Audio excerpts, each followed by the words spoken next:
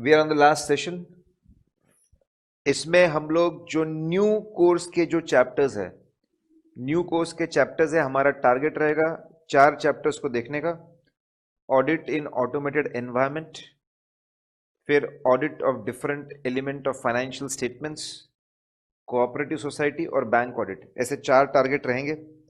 देखते हैं कितना हो पाता है। जितना हो पाता है उतना हम लोग करेंगे, पूरी कोशिश करेंगे ज्यादा से ज्यादा चीजें हम लोग करें। ठीक है, पहला क्वेश्चन है ऑटोमेटेड एनवायरनमेंट क्या होता है और उसके फीचर्स क्या होते हैं।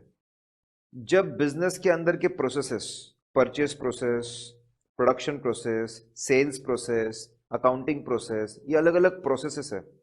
प्रोसेसेस, उसके अंदर की छोटी छोटी एक्टिविटीज, प्रोसीजर्स। जब बिजनेस के अंदर प्रोसेसेस, उसके अंदर की प्रोसीजर्स, ठीक है, उसकी ये जो प्रोसीजर्स है, फिर इसकी अकाउंटिंग, और इसके ऊपर इसके बेस पे जो डेटा जनरेट होता है, उसके डिसीजंस। जब बिजनेस के प्रोसेसेस, प्रोसेसेस के अंदर की छोटी छोटी प्रोसीजर्स, ऑपरेशंस, ये ऑपरेशंस की ट्रांजैक्शंस की अकाउंटिंग, और इससे जो डेटा जनरेट होता है उससे डिसीजन लेना, जब ये सारे काम कंप्यूटर के मदद से होने लगे, कंप्यूटर बेस्ड होने लगे, तो उसको हम लोग बोलते हैं ऑडिट इन, उसको हम लोग बोलते हैं ऑटोमेटेड एनवायरनमेंट। उसी को इंफॉर्मेशन सिस्टम बोलते हैं, उसी को इंफॉर्मेशन सिस्टम बोलते हैं, उसी को इंफॉर्मेशन टेक्नोलॉजी बोलते हैं। इंफॉर्मेशन सिस्टम, इंफॉर्मेशन टेक्नोलॉजी उसको बोला जाता है। डेफिनेशन, बहुत सारे ऑटोमेशन हर जगह पे आपको मिलेगा। बैंक में पूरा बैंकिंग सिस्टम जो है उसमें कंप्यूटर्स जो होते हैं, देयर इज ऑटोमेशन। करेक्ट। पैसा निकालना है तो पैसा निकालने का जो काम है, we interact with computers. Computer ही हमारा कार्ड चेक करता है, हमारा बैंक अकाउंट का बैलेंस देखता है, हमारी रिक्वेस्ट को स्टडी करता है, उसको अप्रूव करता है, हमको पैसा देता है। एटीएम्स में it is automated. Share market में सौदे ऑटोमेटेड तरीके से होते हैं। टिकट बुकिंग ऑटोमेटेड तरीके से होता है। की फीचर्स क्या होते हैं ऑटोमेटेड एनवायरनमेंट में?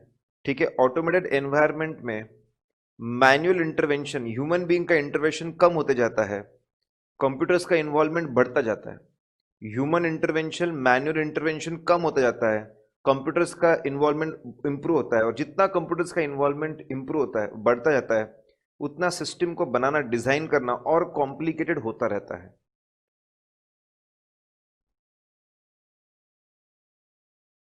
जितना ज्यादा ऑटोमेशन उतनी ज्यादा डिजाइनिंग और कॉम्प्लिकेटेड हो जाती है। एक सिंपल सा अकाउंटिंग सॉफ्टवेयर यूज करना इज वेरी सिंपल थिंग, लेकिन एक बड़े कंपनी में ERP, enterprise resource planner, ERP enterprise resource planner जो है, ठीक है, it's a highly automated thing. अब हम लोग जान चुके ऑटोमेटेड एनवायरनमेंट क्या होता है। We know what do mean by automated environment. अब उसके फीचर्स, फीचर्स को याद रखने के लिए एक वहां पे निमोनिक, इस चैप्टर में थोड़े बहुत हमने निमोनिक यूज किए क्योंकि फैक्टर्स है। एलआईसी फ्लैश, एलआईसी की जो फ्लैश पॉलिसी है उसके फीचर्स जोरदार है। LIC flash, L stand for latest information. जब मैन्युअली काम होता था, एक महीने, मंथ के एंड में पता चलेगा स्टॉक का बैलेंस क्या है, मंथ के एंड में। तब तक पिछले महीने के बैलेंस से काम चला लो। सिस्टम आने के बाद में लेटेस्ट इंफॉर्मेशन, हर पल हर मोमेंट बैलेंस कितना हमको पता चल जाता है। L stand for latest information हमको मिल जाती है। ठीक है। Then I stand for integration. आपके आपका जो मार्केटिंग प्रोसेस है, आपका जो सेल्स प्रोसेस है, आपका जो प्रोडक्शन प्रोसेस है, आपका जो परचेस प्रोसेस है, ये सब आपस में इंटीग्रेट होके काम करते हैं। इंटीग्रेशन है। ठीक है। मार्केटिंग एक्टिविटी बढ़ती है तो ऑटोमेटिकली सिस्टम, मार्केटिंग जैसी बढ़ती है ऑटोमेटिकली सिस्टम प्रेडिक्ट करता है कितनी मार्केट में डिमांड आएगी। अपने आप जो सेल्स टीम है, सेल्स टीम वो हिसाब से अपॉर्चुनिटी को ग्रैब करने के लिए तैयारी शुरू करती है। अपने आप जो प्रोडक्शन टीम है उनको जानकारी मिलती है प्रोडक्शन कब बढ़ाना है। अपने आप परचेस टीम को पता चलता है कि रॉ मटेरियल परचेस कब लेना है। इंटीग्रेटेड। ठीक है। ये इंफॉर्मेशन टेक्नोलॉजी की वजह से ये जो अलग अलग काम है ये और साथ में क्लोज आ जाते हैं, और क्लोज आ जाते हैं, इनके बीच में कम्युनिकेशन और इंप्रूव हो जाता है, और ये लोग एक साथ एक डायरेक्शन में काम करते हैं। इंटीग्रेटेड, साथ में मिलकर काम, कोहेसिवनेस और बढ़ जाता है, साथ में मिलकर और अच्छा काम कर पाते हैं। इंटीग्रेशन होता है कनेक्टिविटी एंड नेटवर्किंग कैपेबिलिटीज, दूर दूर तक, बिकॉज ऑफ टेक्नोलॉजी दूर दूर तक हम लोग, ठीक है, दूर दूर के सप्लायर्स है उनसे हम कांटेक्ट कर सकते हैं, दूर दूर के कस्टमर्स है उनसे हम कांटेक्ट कर सकते हैं।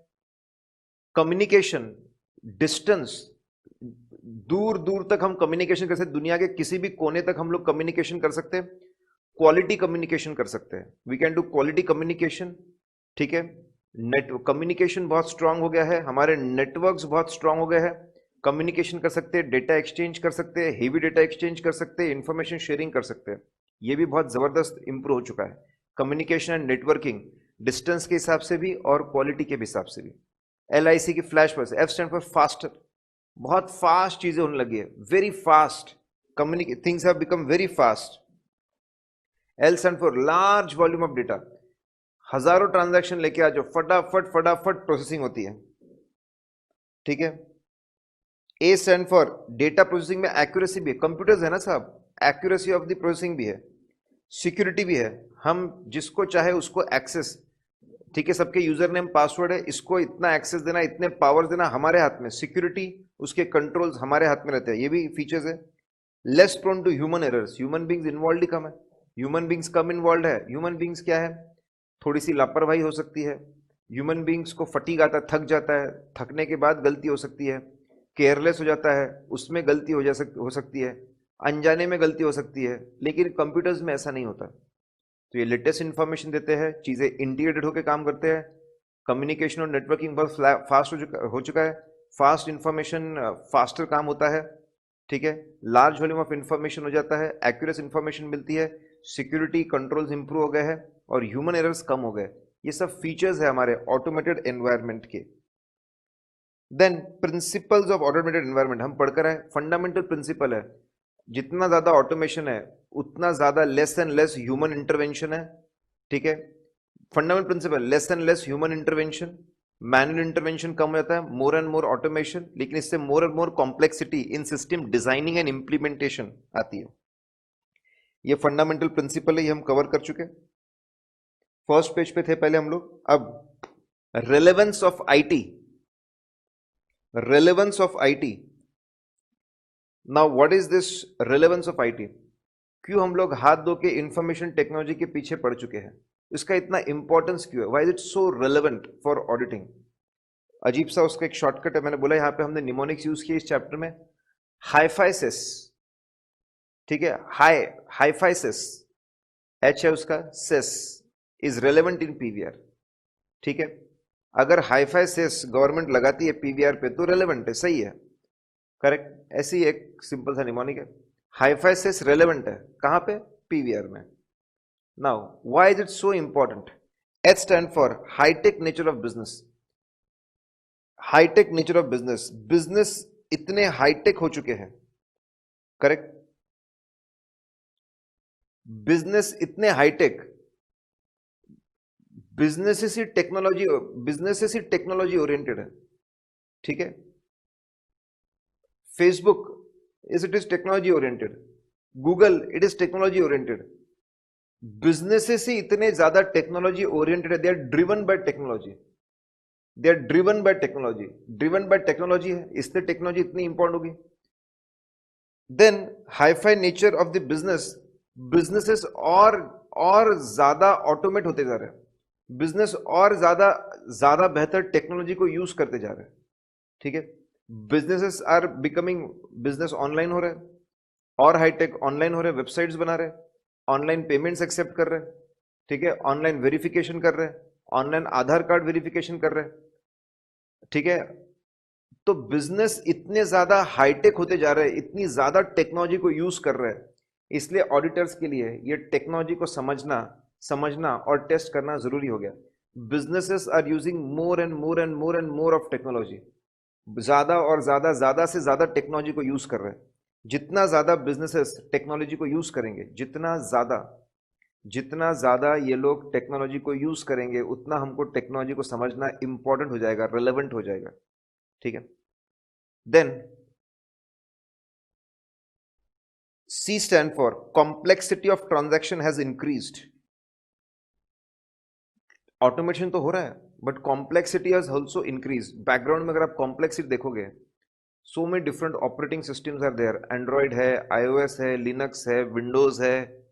ये इतनी अलग अलग टेक्नोलॉजीज है, अलग अलग टेक्नोलॉजीज है, अलग अलग एन्क्रिप्शन है, ये आपस में कम्युनिकेट करते हैं। कम्युनिकेशन गलत नहीं होना चाहिए, उसके लिए और चीजें लगते हैं। सो मेनी डिफरेंट प्लेटफॉर्म्स, अलग अलग प्लेटफॉर्म्स है, अलग अलग हार्डवेयर है, अलग अलग सॉफ्टवेयर है, ये आपस में कम्युनिकेट करते हैं। It's a complicated thing. ठीक है, कॉम्प्लेक्सिटीज भी बढ़ती जा रही है साथ साथ में। ठीक है, कॉम्प्लेक्सिटीज भी बढ़ती जा रही है, इसलिए इसको समझना जरूरी है, इसको इंपॉर्टेंस देना, इसको समझना जरूरी है। ई स्टैंड फॉर टेक्नोलॉजी का यूज करेंगे तो ऑडिट एफिशिएंट और इफेक्टिव बन सकता है। कम समय में आप अच्छा ऑडिट कर सकता है, इसलिए आपने इंपॉर्टेंस देना चाहिए और इसको समझना चाहिए। S stand for systems and application software in businesses. Increase use of systems and application software. Businesses खुद अपना इंटरनल मैनेजमेंट बहुत सारे अलग अलग सॉफ्टवेयर्स को यूज कर रहे हैं। दे आर यूजिंग ईआरपीज यूज कर रहे हैं। अगर वो अपना काम करने के लिए ईआरपीज यूज कर रहे हैं, तो हमको उनके सिस्टम को समझने के लिए आईटी को समझना ही पड़ेगा, इंपॉर्टेंस देना ही पड़ेगा।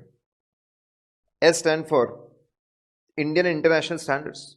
जो स्टैंडर्ड्स ऑन ऑडिटिंग है, एसएज है, ऐसे 315 और बहुत सारे फुल फॉर्म है, उसमें हमको जाने की जरूरत नहीं है। जो स्टैंडर्ड्स है, जो ऑडिटिंग स्टैंडर्ड्स है, टेक्निकल स्टैंडर्ड्स है, वो बोलते हैं कि ऑडिटर ने इन चीजों को समझना चाहिए, इसलिए हम लोग इतना इंपॉर्टेंस दे रहे हैं। ठीक है, PVR, company policies. Correct. Company company जो पॉलिसीज है उसका इंप्लीमेंटेशन टेक्नोलॉजी की मदद से होता है। इस बंदे को इतने लिमिट के ऊपर सेल नहीं होना चाहिए, वो टेक्नोलॉजी की मदद से होता है, इसीलिए हमको टेक्नोलॉजी को इतना इंपॉर्टेंस देना जरूरी है। V stand for volume of transaction. इतना वॉल्यूमनेस डेटा है, मैनुअल प्रोसेसिंग पॉसिबल नहीं है। Systems are must, systems are must, इसलिए सिस्टम पे हम ज्यादा डिपेंडेंट है, इसलिए उसको इंपॉर्टेंट देना जरूरी है।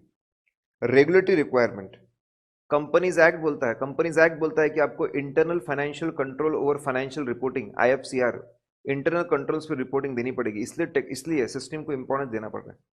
तो क्वेश्चन ये था कि आईटी सिस्टम्स को क्यों क्यों उसको इंपॉर्टेंस देना, क्यों उसको हम इतना इंपॉर्टेंस दे रहे हैं, क्यों हम उसको समझ रहे हैं, क्यों उसको हम टेस्ट कर रहे हैं, क्योंकि ठीक है, उसका एक शॉर्टकट था। H stand for business hi-tech हो चुके हैं, इसलिए सिस्टम्स, इसलिए उसको इंपॉर्टेंस देना जरूरी है। Then C stand for complexity. ये सिस्टम्स बहुत कॉम्प्लिकेटेड है, बैकग्राउंड में बहुत कॉम्प्लिकेटेड तरीके से बनाए हैं, इसलिए इनको समझना जरूरी है। ठीक है। Then E stand for efficiency, effectiveness बढ़ सकती है ऑडिट की, इसलिए इनको समझना जरूरी है। देन एस स्टैंड फॉर ये लोग इंटरनल मैनेजमेंट के लिए ऑपरेटिंग एप्लीकेशन, बहुत सारे सॉफ्टवेयर यूज कर रहे हैं, इसलिए समझना जरूरी है। Then again S stand for standards, जो है अलग अलग, वो बोलते हैं कि इसको समझो, इसलिए समझना जरूरी है। कंपनी पॉलिसीज का इंप्लीमेंटेशन सिस्टम्स के थ्रू, इसलिए समझना जरूरी है। Very large volume of data जो है वो सिर्फ सिस्टम संभाल सकते हैं, इसलिए समझना जरूरी है। और रेगुलेटरी रिक्वायरमेंट है ऐसा करें। इन सब चीजों की वजह से हमको आईटी सिस्टम्स को समझना बहुत ज्यादा जरूरी है। It's very important to understand them. Definitely importance company to company change हो सकता है, जहां पे ऑटोमेशन ज्यादा है वहां पे इंपॉर्टेंस ज्यादा है, जहां पे ऑटोमेशन कम है वहां पे इंपॉर्टेंस कम है। डेटा एनालिटिक्स की हम यूज ले सकते हैं, उसके बारे में हम पढ़ेंगे। देन आईटी रिस्क का इंपैक्ट, 25 नंबर का क्वेश्चन है, 25 नंबर का क्वेश्चन है, उसके ऊपर हम लोग आ रहे हैं। What is the impact of the IT risk. ठीक है, हम लोगों ने आज ही पढ़ा था आईटी रिस्क के बारे में हम लोगों ने आज ही पढ़ा था कि रिस्क्स, ठीक है, आईटी रिस्क के बारे में हम लोगों ने पढ़ा था कि भाई रिस्क कितने, आईटी रिस्क जो है, correct, IT risk, information technology comes with lot of benefits but it comes with lot of risks also. अगर रिस्क बहुत बढ़ गई, आईटी रिस्क मतलब risk that information technology systems will fail, systems fail हो जाएंगे, अपना काम बराबर नहीं कर पाएंगे। तो आईटी रिस्क बहुत बढ़ गए तो उसका क्या इंपैक्ट होगा ऑडिट पे, हर जगह पे इंपैक्ट होगा। हम लोग पहले टेस्ट ऑफ कंट्रोल्स करते हैं, we go for test of controls, उस पर इंपैक्ट होगा। ठीक है, हम टेस्ट ऑफ कंट्रोल्स करने के लिए जाएंगे और वहां पे हमको पता चलेगा automated controls are not working properly. Automated controls are not working properly, they are not reliable.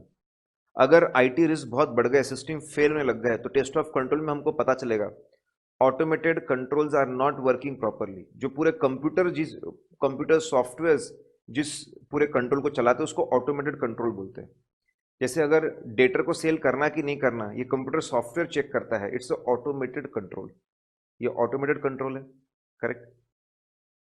तो ऑटोमेटेड कंट्रोल्स फेल हो जाएंगे, ऑटोमेटेड कंट्रोल्स रिलायबल नहीं रहेंगे।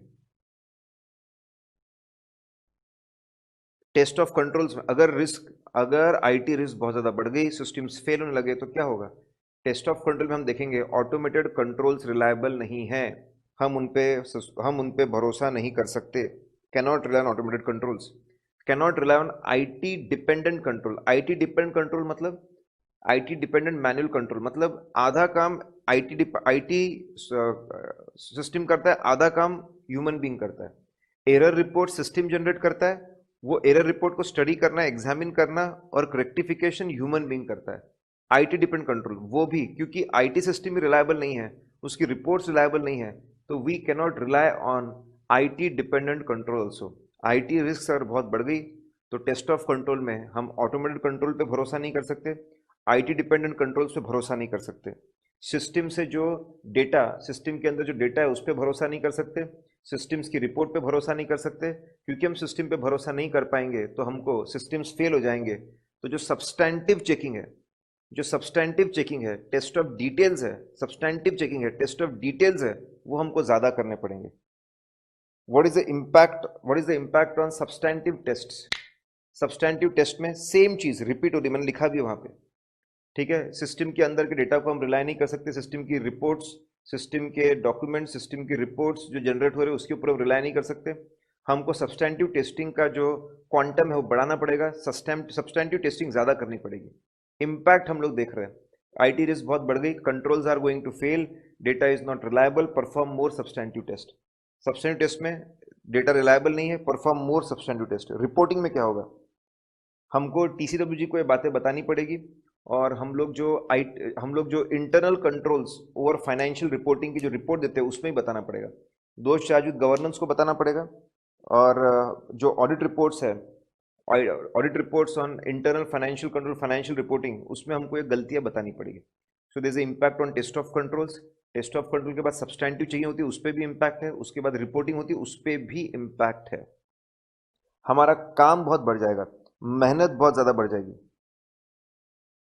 ठीक है। डेफिनेटली कितना इम्पैक्ट और डिपेंड करता है सिचुएशन पे। अगर किसी बिजनेस में बहुत ज्यादा, अगर किसी में बहुत ज्यादा कॉम्प्लेक्सिटीज है, बहुत ज्यादा ऑटोमेशन है, बहुत ज्यादा आईटी डिपेंडेंस है, वहां पे सिस्टम फेलियर हो रहा है, वहां पे अगर सिस्टम फेलियर हो रहा है तो डेफिनेटली मेहनत बहुत ज्यादा बढ़ जाएगी, मेहनत बहुत ज्यादा बढ़ जाएगी, देयर विल बी टेरिफिक, मेहनत बहुत ज्यादा बढ़ जाएगी, बहुत ज्यादा मेहनत करनी पड़ेगी, सब्सटैंटिव चेकिंग बहुत ज्यादा करनी पड़ेगी, ठीक है। आईटी रिस्क्स का impact, testing methods in automated environment. अगर हमको टेस्टिंग करनी है ऑटोमेटेड एनवायरनमेंट में, सिस्टम को टेस्ट करना है, हमारे पास क्या तरीके? 4 मेथड्स है ब्रॉडली, जिसमें सबसे कम एफर्ट्स लगते हैं, सबसे कम एफर्ट लगते हैं, आराम से अपनी जगह पे बैठ के, सबसे कम एफर्ट लगते हैं, जिसपे सबसे कम एफर्ट लगते हैं उसको सबसे एफिशिएंट बोलते हैं। आराम से अपनी जगह बैठ पे सिर्फ लोगों से पूछताछ करते रहना, उसको हम बोलते हैं इंक्वायरी। थोड़ी मेहनत से बढ़ानी है, धीरे धीरे चलते चलते जाना, and see how people are working, देखो, ठीक है, see how people are working, ठीक है, उसको हम लोग बोलते हैं ऑब्जर्वेशन। और मेहनत करनी है, डॉक्यूमेंट्स लेके पढ़ो, इंस्पेक्शन। और मेहनत करनी है, आप खुद सिस्टम रीपरफॉर्मेंस। सबसे कम मेहनत इंक्वायरी, उससे ज्यादा मेहनत ऑब्जर्वेशन, उससे ज्यादा मेहनत आपका इंस्पेक्शन, उससे ज्यादा मेहनत आपका रीपरफॉर्मेंस। लेकिन सबसे क्वालिटी एविडेंस, सबसे कम क्वालिटी इंक्वायरी, उससे थोड़ी बेहतर क्वालिटी ऑब्जर्वेशन, उससे थोड़ी और बेहतर इंस्पेक्शन, सबसे बेस्ट रीपरफॉर्मेंस। तो अपोजिट है, inquiry is more efficient and reperformance is most effective. जो टेस्टिंग करने के लिए 4 टाइप के टेस्ट है, ठीक है। इंक्वायरी सबसे एफिशिएंट है, रीपरफॉर्मेंस सबसे इफेक्टिव है, करेक्ट। लेकिन combination of inquiry and inspection दो आय है, दो आय दो आय की जोड़ी सबसे बेस्ट है, सबसे एफिशिएंट और इफेक्टिव है। कब कहां पे कौन सा यूज करना, कब कहां पे कौन सा यूज करना डिपेंड करता है। किस पे डिपेंड करता है? कुछ फैक्टर्स है। पहले तो आपके कंपोनेंट्स है इंटरनल कंट्रोल सिस्टम के। इंटरनल कंट्रोल सिस्टम के हम लोगों ने पढ़ा था, सबसे बेस में आता, सबसे नीचे सबसे बेस में आता है कंट्रोल एनवायरनमेंट। उसके ऊपर कंपनी का इंटरनल रिस्क असेसमेंट प्रोसीजर, फिर उसको कॉम्पनसेट करने के लिए कंट्रोल एक्टिविटीज, फिर उसका मॉनिटरिंग, और इन सबको सपोर्ट करने के लिए इंफॉर्मेशन सिस्टम, इंफॉर्मेशन टेक्नोलॉजी। ये हमने कंपोनेंट्स देखे थे, we have seen this components. यही कंपोनेंट्स है, यही कंपोनेंट्स है। ये कंपोनेंट्स पे डिपेंड करता है कौन सा। अगर ये कंपोनेंट्स बहुत अच्छे हैं तो इंक्वायरी से बात चल जाएगी। ये बेकार है तो हमको मेहनत बढ़ानी पड़ेगी, हमको ऑब्जर्वेशन, इंस्पेक्शन, रीपरफॉर्मेंस करना पड़ेगा। ये जो कंपोनेंट्स है उस पर डिपेंड करता है। कंपोनेंट्स वीक है, कम मेहनत करो, इंक्वायरी चल जाएगी, ठीक है। नहीं, कंपोनेंट्स अगर स्ट्रांग है, कम मेहनत करो, इंक्वायरी चल जाएगी। वीक है, मेहनत ज्यादा करनी पड़ेगी, रीपरफॉर्मेंस की तरफ ज्यादा करो, जाओ। रिमेनिंग हिस्टोरिकल डेटा बहुत बहुत ज्यादा, अगर ये कंपोनेंट्स वीक है भैया, मेहनत ज्यादा करो, मेहनत ज्यादा करो, रीपरफॉर्मेंस की तरफ आगे बढ़ो। हिस्टोरिकल डेटा दिखाता है कि बहुत ज्यादा गलतियां होती है यहाँ पे, फिर आप रीपरफॉर्मेंस की तरफ चलो। Current complexity, historical current complexity बहुत ज्यादा है, रीपरफॉर्मेंस की तरफ चलो। ज्यादा हमको कॉन्फिडेंस लेवल चाहिए, रीपरफॉर्मेंस की तरफ चलो। जो असर्शन टेस्ट कर रहे हैं हम लोग, ठीक है, उसको चेक करना मुश्किल है, कॉम्प्लिकेटेड है, रीपरफॉर्मेंस की तरफ चलो। एकदम सिंपल बात है, एकदम ठीक है, एकदम सिंपल बात है, सिंपल स्ट्रेट फॉरवर्ड बात है कि अगर आपको ज्यादा एविडेंस चाहिए, जितना ज्यादा एविडेंस आपको चाहिए, जितना ज्यादा एविडेंस आपको चाहिए, उतना आप रीपरफॉर्मेंस की तरफ मूव करते जाइए। तो बहुत सिंपल 4 मेथड्स है। कौन सा सबसे एफिशिएंट है, कौन सबसे एफिशिएंट है, कौन सबसे इफेक्टिव है, कौन किसके ऊपर डिपेंड करता है। आगे थोड़ा और इलाबोरेशन है। इंक्वायरी अकेले इतनी अच्छी क्वालिटी नहीं देती। इंक्वायरी में जो रिस्पॉन्सेस मिलते हैं आपको, उसको आपको चेक करना पड़ता है बाकी मेथड से। आप एक काम कर सकते हैं, सिस्टम का वॉक थ्रू कर सकते हैं, combination of inquiry, observation and inspection. Inquiry, inspection, observation and inspection.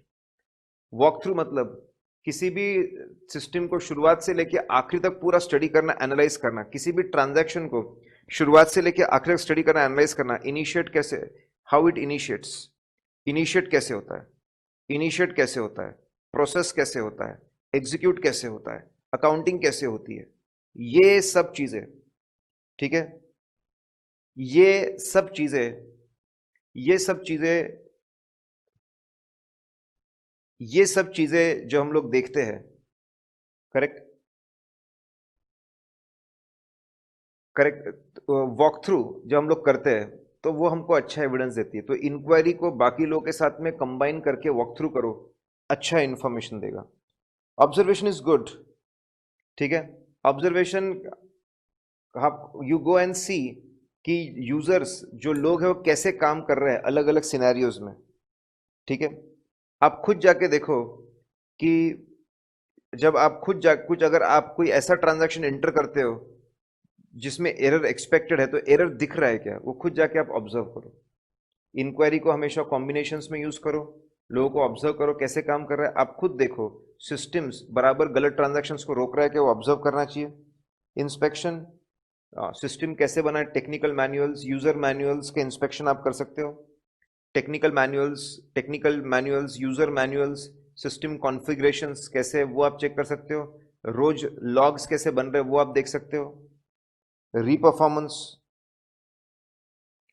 और रॉ डेटा ले सकते हो, और रॉ डेटा की मदद से आप फिर से पूरी अकाउंटिंग ऑटोमेटेड, मतलब बस और रॉ डेटा लो, income, expense, asset, liability, transaction का, उसको अपलोड करो, आपको पूरे फाइनेंशियल स्टेटमेंट बन के मिल जाएंगे। ऐसा भी होता है रीपरफॉर्मेंस। लेट्स फ्रीज गाइस, चार तरह के मेथड्स है, कुछ बहुत एफिशिएंट है, कुछ बहुत इफेक्टिव है, कुछ कॉम्बिनेशन बेस्ट है, दो आय वाला कॉम्बिनेशन बेस्ट है।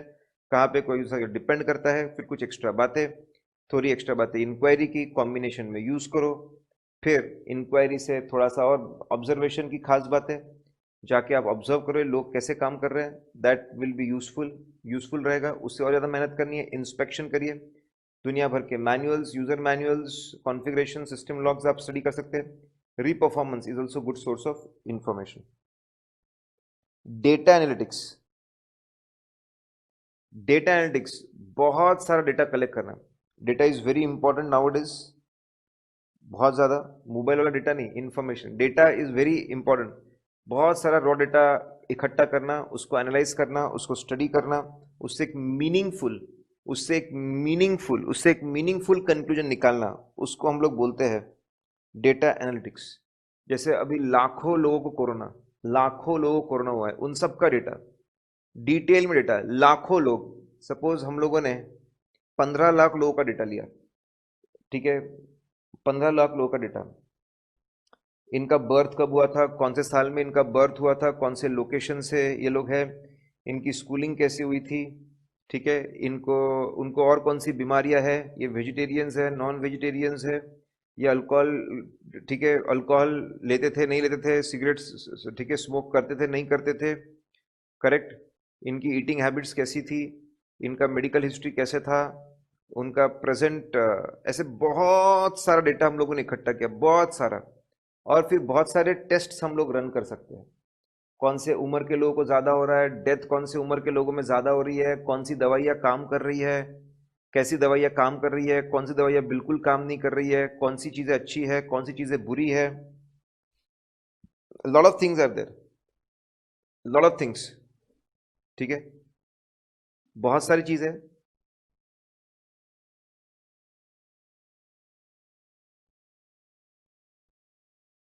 नाउ तो उसको हम लोग डेटा, तो बहुत सारा डेटा हम लोग कलेक्ट करते हैं, बहुत सारा डेटा हम लोग कलेक्ट करते हैं, उसको स्टडी करते हैं, एनालाइज करते हैं, मीनिंगफुल मतलब निकालते हैं, उसको हम लोग डेटा एनालिटिक्स। कंपनी को अपने डिसीजंस लेने में बहुत मदद मिलती है, डेटा एनालाइज करके they can take very good decision. वो लोग डेटा एनालाइज करके डिमांड प्रिडिक्ट कर सकते हैं, स्टॉकिंग कर सकते हैं, ठीक है, अपने पूरे इंफ्रास्ट्रक्चर को मैनेज कर सकते हैं डेटा की मदद से। ऑडिटर को ऑडिट करने में बहुत मदद मिल सकती है। कैसे मदद मिल सकती है? डेटा एनालिटिक्स को कैट भी बोलते हैं, कंप्यूटर असिस्टेड ऑडिट टेक्निक्स भी बोलते हैं। क्या फायदा? कार्ड्स का फ्रॉड पकड़ सकते हैं, ऐसा शॉर्टकट है उसका। हम डेटा का कंप्लीटनेस चेक कर सकते हैं, we can check completeness of data and population. Data complete है कि वो हम लोग चेक कर सकते हैं, बड़ा आसान है। वी लुकअप फंक्शन आप जानते होंगे, बहुत आसान। मुझे चेक करना है कि ये लिस्ट में सारे कस्टमर्स कवर हो गए ना, वी लुकअप इस लिस्ट को मैं जो सिस्टम की मास्टर फाइल है उससे मैच कर सकता हूं, तो मुझे समझ में आएगा सारे कस्टमर्स इसमें कवर हुए कि नहीं, ठीक है। डेटा एनालिटिक्स और कंप्यूटर्स की मदद से कंप्लीटनेस को मैं बहुत फास्ट चेक कर सकता हूँ, within few minutes I can check completeness cards. Then A stand, ठीक है, A stand for analysis of journal entries, unusual journal entries, अजीबोगरीब time, analysis of journal entries, fraudulent entries पकड़ने में मदद मिलती है। अजीबोगरीब टाइम पे एंट्रीज पास हुई है, एकदम सुबह, अर्ली मॉर्निंग और लेट नाइट एंट्रीज है, फ्रॉडुलेंट एंट्री पकड़ने में काम आएगा। एकदम अमाउंट बहुत ज़्यादा है, उसमें काम आएगा। अनयूजुअल अनयूजुअल लॉगिन आईडी है, उसमें काम आएगा। टाइम अलग है, अनयूजुअल लॉगिन आईडी है, उस एंट्री से ऐसी एंट्री पास नहीं होती। टाइमिंग्स अलग है, अमाउंट्स बहुत अलग है, प्रोडक्ट्स अलग है, ठीक है, लोकेशन बहुत अलग है। इससे फ्रॉडुलेंट एंट्रीज पकड़ने में जिस तरीके से एंट्री पास डिटेल्स दी है वो अलग है, फ्रॉडुलेंट एंट्रीज को पकड़ना आसान हो जाएगा। कार्ड्स तो बहुत आसान, कंप्लीटनेस चेक करना आसान हो जाएगा, एनालिसिस करना जर्नल एंट्रीज जेवीज वो आसान हो जाएगा। जेवीज मतलब जो रेगुलर एंट्रीज पाते हैं, routine transaction, sales and purchase, उसके अलावा जो नॉन रूटीन ट्रांजैक्शन है अलग से हम एंट्री पास करते हैं, उसको जेवीज बोलते हैं, ठीक है। Then R stand for recomputation of balances. और रॉ डेटा बताइए, रॉ इनकम्स क्या है, एक्सपेंस क्या है, ट्रांजैक्शन के डिटेल्स आप अपलोड करिए, सिस्टम अपने आप प्रोसेस करके अकाउंटिंग कर देगा, अपने आप बैलेंसेस निकालेगा, बैलेंसेस की मदद से ट्रायल बैलेंस बना देगा, ट्रायल बैलेंस की मदद से पूरे फाइनेंशियल स्टेटमेंट बना देगा, ऐसा हो सकता है। तो सिस्टम आपके लिए बैलेंसेस को रिकम्प्यूट कर देगा, रिकम्प्यूटेशन ऑफ बैलेंसेस, ठीक है, reperformance of mathematical calculations, reperformance reperformance of reperformance of mathematical calculations, ठीक है। अब ये क्या फंडा है, रीपरफॉर्मेंस रीपरफॉर्मेंस ऑफ मैथमेटिकल, ठीक है। सिस्टम आपको डेप्रिसिएशन रिकम्प्यूट कर देगा, इंटरेस्ट आपको डेप्रिसिएशन रिकम्प्यूट कर देगा, आपको इंटरेस्ट रिकम्प्यूट कर देगा, करेक्ट। आपको बहुत सारे कैलकुलेशन खुद करके दे देगा, मतलब आप फिर से आप कर सकते हो सिस्टम की मदद से कि बराबर है कि नहीं है। D stand for deficiencies, evaluating impact of control deficiencies. आपको पता चला कि कोई पर्टिकुलर एक्सपेंस के सिस्टम में गड़बड़ है, वो एक्सपेंस कितने वॉल्यूम में है, कितने ट्रांजैक्शन में गड़बड़ हो सकती है, कितनी गड़बड़ हो सकती है, ये आपको प्रेडिक्ट करने में, प्रेडिक्शंस, कि भाई एक हम लोग खर्चा करते हैं, हम लोग ऑफिस एक्सपेंस का खर्चा के पे करते हैं, उसका सिस्टम बराबर नहीं है, तो कितना ऑफिस एक्सपेंस है, ठीक है, कितने परसेंट उसमें फ्रॉड रहेगा, उसमें कितने अमाउंट की गलती हो जाएगी, ये प्रिडिक्शन करने में सिस्टम हमको मदद करेगा। डेफिशिएंसी का इंपैक्ट क्या होगा। Then S stand for sampling, system आपको सैम्पलिंग करके देगा, random sampling, stratified sampling, systematic sampling, सब करके देगा। फ्रॉड इन्वेस्टिगेशन, बहुत सारा फ्रॉड इन्वेस्टिगेशन, अगर हम फ्रॉड इन्वेस्टिगेशन कर रहे हैं, ठीक है, डिलीटेड फाइल्स आपको लाकर दे देगा, जिसकी मदद से आप फ्रॉड को पकड़ पाएंगे, ये सिस्टम आपके लिए कर सकता है।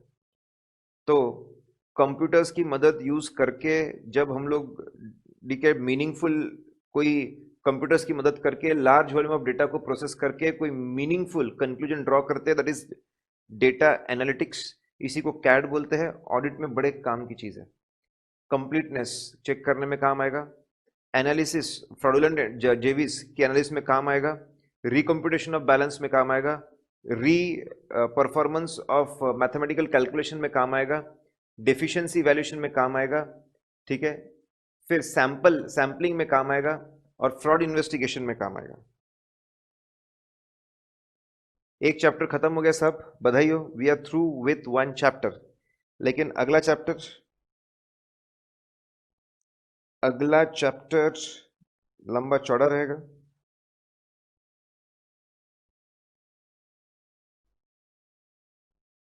आइए आप पेज नंबर 25 पे, पेज नंबर 25, मैं आपको बता दूं हमने क्वेश्चंस को कैसे पिक किया है। रीसेंट एमटीपीज आरटीपीज, हमारा एनालिसिस ये बताता है रीसेंट एमटीपीज आरटीपीज और स्टडी मटेरियल के क्वेश्चंस आने की प्रोबेबिलिटी बहुत हाई होती है, बहुत ज्यादा है, और रिपीटेशंस, इन सबका कॉम्बिनेशन हमने यूज करके इंपॉर्टेंस को निकाला है।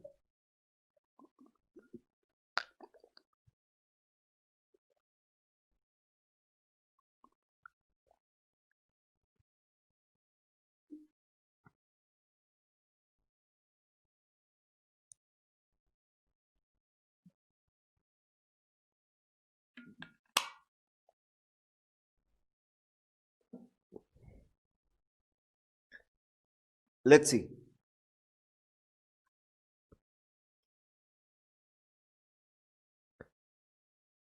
बहुत ही सिंपल, बहुत आसान ट्रिक्स आप समझते जाइए, ट्रिक समझ जाएंगे बात बन जाएगी। Audit of elements of financial statements, मतलब एसेट के आइटम्स, लाइबिलिटी के आइटम्स, इनकम के आइटम्स, एक्सपेंस के आइटम्स, इनके ऑडिट करने की बात कर रहे हैं। कैपिटल सब्सिडी कैसे चेक करेंगे इसमें, ठीक है, secret is flow, practical flow, अभी फ्लो भी, ठीक है,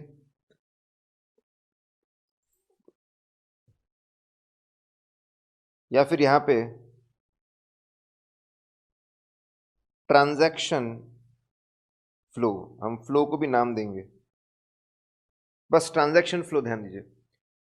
कैपिटल सब्सिडी, जब गवर्नमेंट हमको फाइनेंशियल हेल्प करता है, जब गवर्नमेंट हमको जब गवर्नमेंट हमको फाइनेंशियल हेल्प करता है, ठीक है, उसको सब्सिडी बोलते हैं, दैट इज सब्सिडी। क्या स्टेप बाय स्टेप होता है? अगर आपको सब्सिडी चेक करना है तो सबसे पहले सब्सिडी के लिए कंपनी ने एप्लीकेशन फॉर्म भेजा होगा। वो एप्लीकेशन फॉर्म की जेरोक्स कॉपीज होगी, वो एप्लीकेशन फॉर्म लीजिए, एप्लीकेशन फॉर्म को अच्छे से पढ़िए, ठीक है, वो क्या स्कीम थी वो आपको समझ में आएगा। कंपनी ने किस चीज के लिए अप्लाई, स्कीम समझ में आएगी, कंपनी ने किस चीज के लिए अप्लाई किया है वो समझ में आएगा, कितनी सब्सिडी के लिए, ठीक है, किस चीज के लिए अप्लाई किया है, कितनी सब्सिडी के लिए अप्लाई किया है, वो आपको समझ में आएगा। तो पहले आप जो पॉलिसी का एप्लीकेशन फॉर्म है उसका कॉपी लीजिए, स्कीम को समझिए, कंपनी ने किस चीज के लिए अप्लाई किया है, कंपनी क्या क्लेम कर रही है, क्या बातें बता रही है, वो आप समझ जाइए। तो पहले सबसे पहले सब्सिडी का एप्लीकेशन होगा, वो एप्लीकेशन की कॉपी लेके उसको पढ़ लीजिए, it will be very knowledgeable. फिर ठीक है, क्या एप्लीकेशन था, क्या डॉक्यूमेंट्स आपने सबमिट किए। फिर सामने से, ठीक है, अप्रूवल ऑफ सब्सिडी आया होगा, ग्रांट ऑफ सब्सिडी आया होगा, वो डॉक्यूमेंट को अच्छे से पढ़िए। कितने रुपए की सब्सिडी, कितने रुपए की सब्सिडी गवर्नमेंट हमको देने वाला है वो देख लीजिए। किस नेचर की सब्सिडी है, कितने रुपए की सब्सिडी है, किस पर्पस के लिए पैसा दे रहा है, किस कितने रुपए की सब्सिडी, ग्रांट देखिए, क्या गवर्नमेंट ने सही में हमारा सब्सिडी प्रपोजल, हमारा सब्सिडी एप्लीकेशन अप्रूव कर दिया है, अप्रूव किया है, कितने रुपयों के लिए अप्रूव किया है, किस पर्पस के लिए अप्रूव किया वो समझ लीजिए। पहले एप्लीकेशन को समझ लीजिए, एप्लीकेशन के बाद में ग्रांट आया, अप्रूवल आया, उसको समझ लीजिए। फिर उसके टर्म्स एंड कंडीशन अच्छे से पढ़िए, क्या टर्म्स एंड कंडीशन है, पैसा कहाँ पे यूज कर सकते हैं, सब्सिडी, सब्सिडी अगर हमको, सब्सिडी अगर हमको सब्सिडी अगर कंटिन्यू करना है हमको तो क्या टर्म्स एंड कंडीशन है, ठीक है, कि भाई नॉर्थ ईस्ट में प्लांट बनाना है, नॉर्थ ईस्ट में प्लांट बनाना है, बैकवर्ड एरिया में प्लांट बनाना है, 50% जॉब देना है आदिवासी लोगों को, क्या उसकी टर्म्स एंड कंडीशंस है, क्या टर्म्स एंड कंडीशंस है वो वहां पे समझ लीजिए। पहले एप्लीकेशन भेजा होगा, एप्लीकेशन डिटेल्स ले लिए, फिर अप्रूवल्स आया होगा, ग्रांट आया होगा, उसके डिटेल्स हो गए, फिर conditions, correct, condition to be fulfilled. अगर हम बात करते कंडीशंस, बहुत सिंपल सा, कंडीशंस टू बी फुलफिल्ड वो पढ़ लीजिए। फिर बैंक में पैसे होंगे, बैंक स्टेटमेंट से वो चेक कर लीजिए। फिर AS12 के हिसाब से अकाउंटिंग करनी है, AS12 के हिसाब के क्या है, ये प्रमोटर्स कॉन्ट्रीब्यूशन है, कैपिटल में क्रेडिट होता है, फिक्स एसेट से रिलेटेड है तो उसको भी क्रेडिट कर सकते हैं, डिफर्ड ग्रांट अकाउंट क्रिएट कर सकते हैं, वो अकाउंटिंग AS12 के हिसाब से अकाउंटिंग वो देख लीजिए लाइन से। पहले एप्लीकेशन भेजा होगा उसकी बात कर लो, फिर ग्रांट मिला होगा उसकी बात कर लो, ठीक है, फिर अप्रूवल लेटर आया, ग्रांट लेटर आया उसकी बात कर लो, फिर कंडीशंस पता चली होगी उसकी बात कर लो, फिर बैंक में पैसा होगा उसकी बात कर लो, फिर अकाउंटिंग की होगी AS12 के हिसाब से उसकी बात कर लो। ट्रांजैक्शन का सिंपल सा फ्लो है। इतनी सारी बातें अगर ऑडिटर चेक कर लेगा तो कैपिटल सब्सिडी की चेकिंग बहुत अच्छे से हो जाएगी, ठीक है। 7 नंबर का क्वेश्चन है, बोनस पे आइए। मई 16 RTP PM में आया है, मई 17 मॉक टेस्ट पेपर, नवंबर 17 RTP, नवंबर 18 मॉक टेस्ट पेपर पे आया है बोनस, ठीक है, बहुत सिंपल सा। अब बोनस देना वापस, ट्रांजैक्शन का, अगर कंपनी ने बोनस देने का सोचा है, कंपनी ने अगर बोनस देने के बारे में सोचा हुआ है, करेक्ट, सबसे पहले अगर बोनस देना है, बोनस कहां से दे सकते, कहां से नहीं दे सकते, as per section 63 free reserves है हमारे पास, उससे बोनस इशू हम लोग कर सकते हैं, we can issue bonus shares अगर फ्री रिजर्व्स है तो। सिक्योरिटीज प्रीमियम है, उससे भी बोनस शेयर हम लोग इशू कर सकते हैं। कैपिटल रिडेम्पशन रिजर्व है CRR, उससे भी सबसे फ्री, फ्री रिजर्व से यूज कर सकते हैं, उससे थोड़ा कम फ्री सिक्योरिटीज प्रीमियम, एकदम ही कम, सिर्फ बोनस के लिए दैट इज CRR। तो अगर हमको पहले बोनस के बारे में, बोनस के ऑडिटर को पता होना, auditor should know, auditor should know and he should check कि क्या क्या सोर्सेस अलाउड है, कौन से सोर्स अलाउड नहीं है। रिवैल्यूएशन रिजर्व, रिवैल्यूएशन रिजर्व हम यूज नहीं कर सकते, रिवैल्यूएशन रिजर्व जो है that can not be used for bonus, ठीक है। अब पहले हमको पहले पता होना चाहिए कि क्या यूज कर सकते हैं, क्या यूज नहीं कर सकते, उसके हिसाब से, और क्या यूज कर सकते हैं, क्या यूज नहीं कर सकते, और क्या कंपनी ने उसके हिसाब से ही प्लानिंग की है बोनस की? पहली बात क्लियर होगी। First thing is over. क्या यूज कर सकते हैं? सोर्सेस, फिर कंडीशंस। पहले सोर्सेस, फिर कंडीशंस। कंडीशन में सबसे पहले प्री कंडीशंस, ठीक है। इन्होंने डिफॉल्ट नहीं करना चाहिए। कोई भी फिक्स डिपॉजिट्स, कोई भी फिक्स डिपॉजिट्स, कोई भी फिक्स डिपॉजिट डेट सिक्योरिटीज के इंटरेस्ट और प्रिंसिपल में डिफॉल्ट नहीं करना चाहिए। जो कंपनी के बोरर्स है उसमें डिफॉल्ट नहीं करना चाहिए, ठीक है। लॉ के अंदर जो स्टैट्यूटरी ड्यू पे करने पड़ते हैं एम्प्लॉयज के लिए, सुपर एनुएशन, प्रोविडेंट फंड, ठीक है, प्रोविडेंट फंड पे करना पड़ता है। ये जो लॉ के अंदर जो स्टैट्यूटरी, लॉ के अंदर जो स्टैट्यूटरी लॉ के हिसाब से जो पेमेंट्स करने पड़ते हैं, लॉ के अंदर जो पेमेंट्स करने पड़ते हैं for the benefit of employees, उसमें कोई डिफॉल्ट नहीं होना चाहिए, ठीक है। जो फाइनेंसर्स है उनके लिए डिफॉल्ट नहीं होना चाहिए, एम्प्लॉयज की तरफ डिफॉल्ट नहीं होना चाहिए। फिर पार्टली पेड शेयर्स पे आप बोनस नहीं दे सकते, पहले उसको फुल्ली पेड करना होगा। तो पहली प्री कंडीशन बहुत सिंपल है, ठीक है। अगर आप बोनस, पहले आपको सोर्सेस पता होने चाहिए क्या अलाउड है क्या अलाउड नहीं है। फिर प्री कंडीशन, प्री कंडीशन में पहला फिर आपके कंप्लायंस विद कंडीशन, उसमें प्री कंडीशंस डिफॉल्ट्स नहीं होने चाहिए। आपके जो फाइनेंसर्स है उनको लोन डेट्स में उसमें डिफॉल्ट नहीं होने चाहिए। फाइनेंसर्स के प्रति, फाइनेंसर्स के प्रति, फाइनेंसर्स के प्रति रीपेमेंट, फाइनेंसर्स के प्रति रीपेमेंट में डिफॉल्ट नहीं होना चाहिए, ठीक है।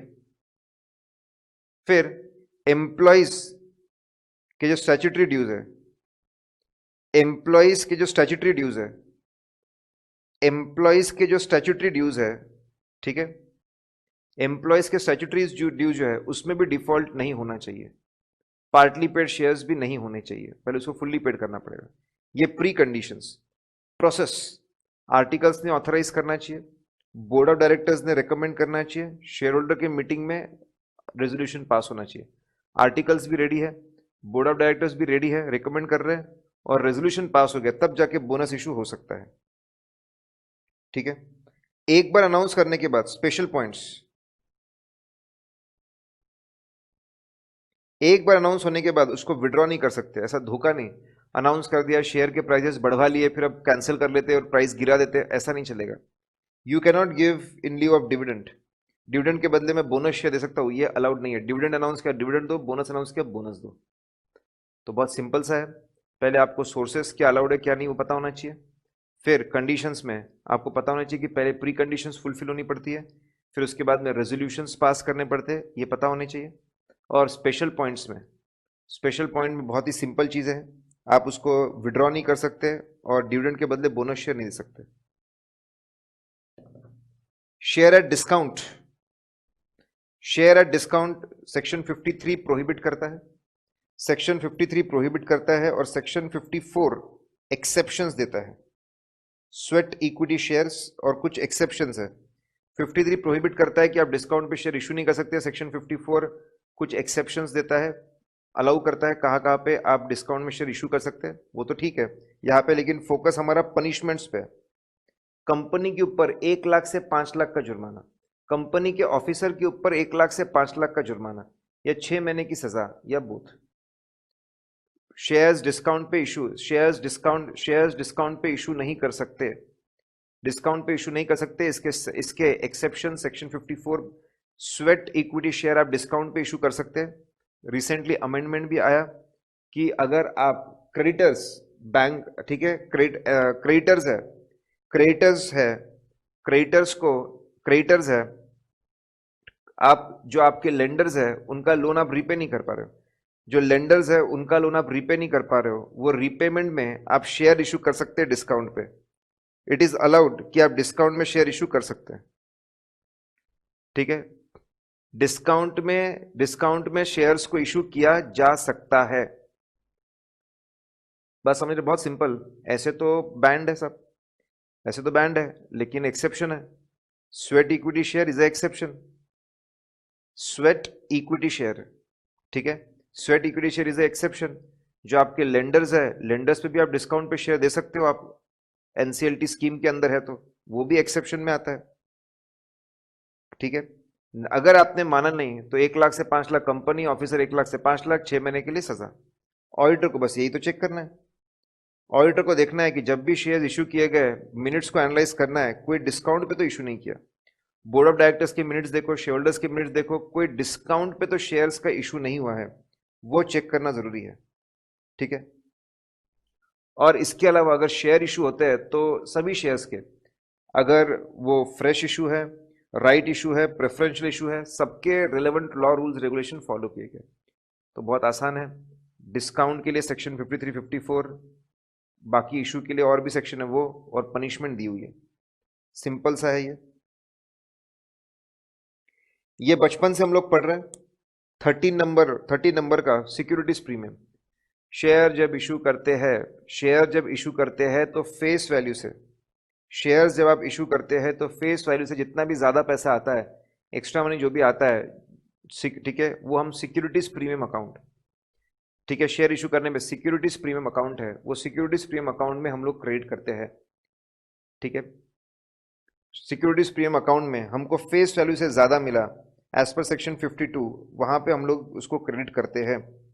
ठीक है, उसको बहुत लिमिटेड पर्पस के लिए यूज कर सकते हैं। It can be used for very limited purpose, बहुत ही लिमिटेड पर्पस के लिए उसको यूज किया जा सकता है। बचपन से हम लोग इसको पढ़ रहे हैं। सबसे पहले जब कंपनी बनाते हैं, प्रिलिमिनरी एक्सपेंसेस, देखो सीक्वेंस में हम इनिशियली उसको प्रिलिमिनरी एक्सपेंसेस के लिए यूज कर सकते हैं। We can use it for preliminary expenses.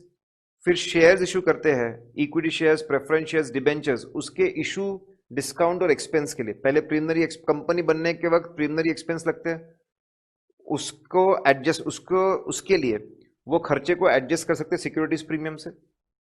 फिर इशू करते वक्त, इशू करते वक्त डिस्काउंट होता है, एक्सपेंस होता है, शेयर्स एंड डिबेंचर्स वो यूज कर सकते हैं। फिर शेयर्स डिबेंचर्स का रिडेम्पशन होता है, रिडेम्पशन के discount, premium on redemption, premium on redemption का जो नुकसान है वो एडजस्ट कर सकते हैं। Buyback, buyback of equity, equity shares का रिडेम्पशन नहीं होता, बायबैक होता है, बायबैक ऑफ इक्विटी शेयर के लिए उसको यूज कर सकते हैं। आखिरी में हम लोग इसको बोनस शेयर के लिए भी, बोनस शेयर इशू करने के लिए भी यूज कर सकते हैं। तो बहुत सिंपल है, प्रिलिमिनरी एक्सपेंस के लिए, फिर शेयर इशू करने के लिए, फिर शेयर के रिडेम्पशन के लिए, इक्विटी के बायबैक के लिए, आखिरी में, ठीक है, ये सब होने के बाद बोनस इशू के लिए यूज कर सकते हैं। क्वेश्चन में लिखा हुआ था यहाँ पे कि डिविडेंड के लिए यूज कर रहे हैं। सेक्शन 123 बोलते हैं कि dividend can be given from the past profits और present profits. Dividend past profits, आपके जो डिविडेंड है वो पास्ट प्रॉफिट्स के लिए हम लोग यूज कर सकते हैं। We can use it for past profits और प्रेजेंट प्रॉफिट्स। पास्ट या प्रेजेंट प्रॉफिट्स है उसके लिए आप डिविडेंड को यूज कर सकते हो।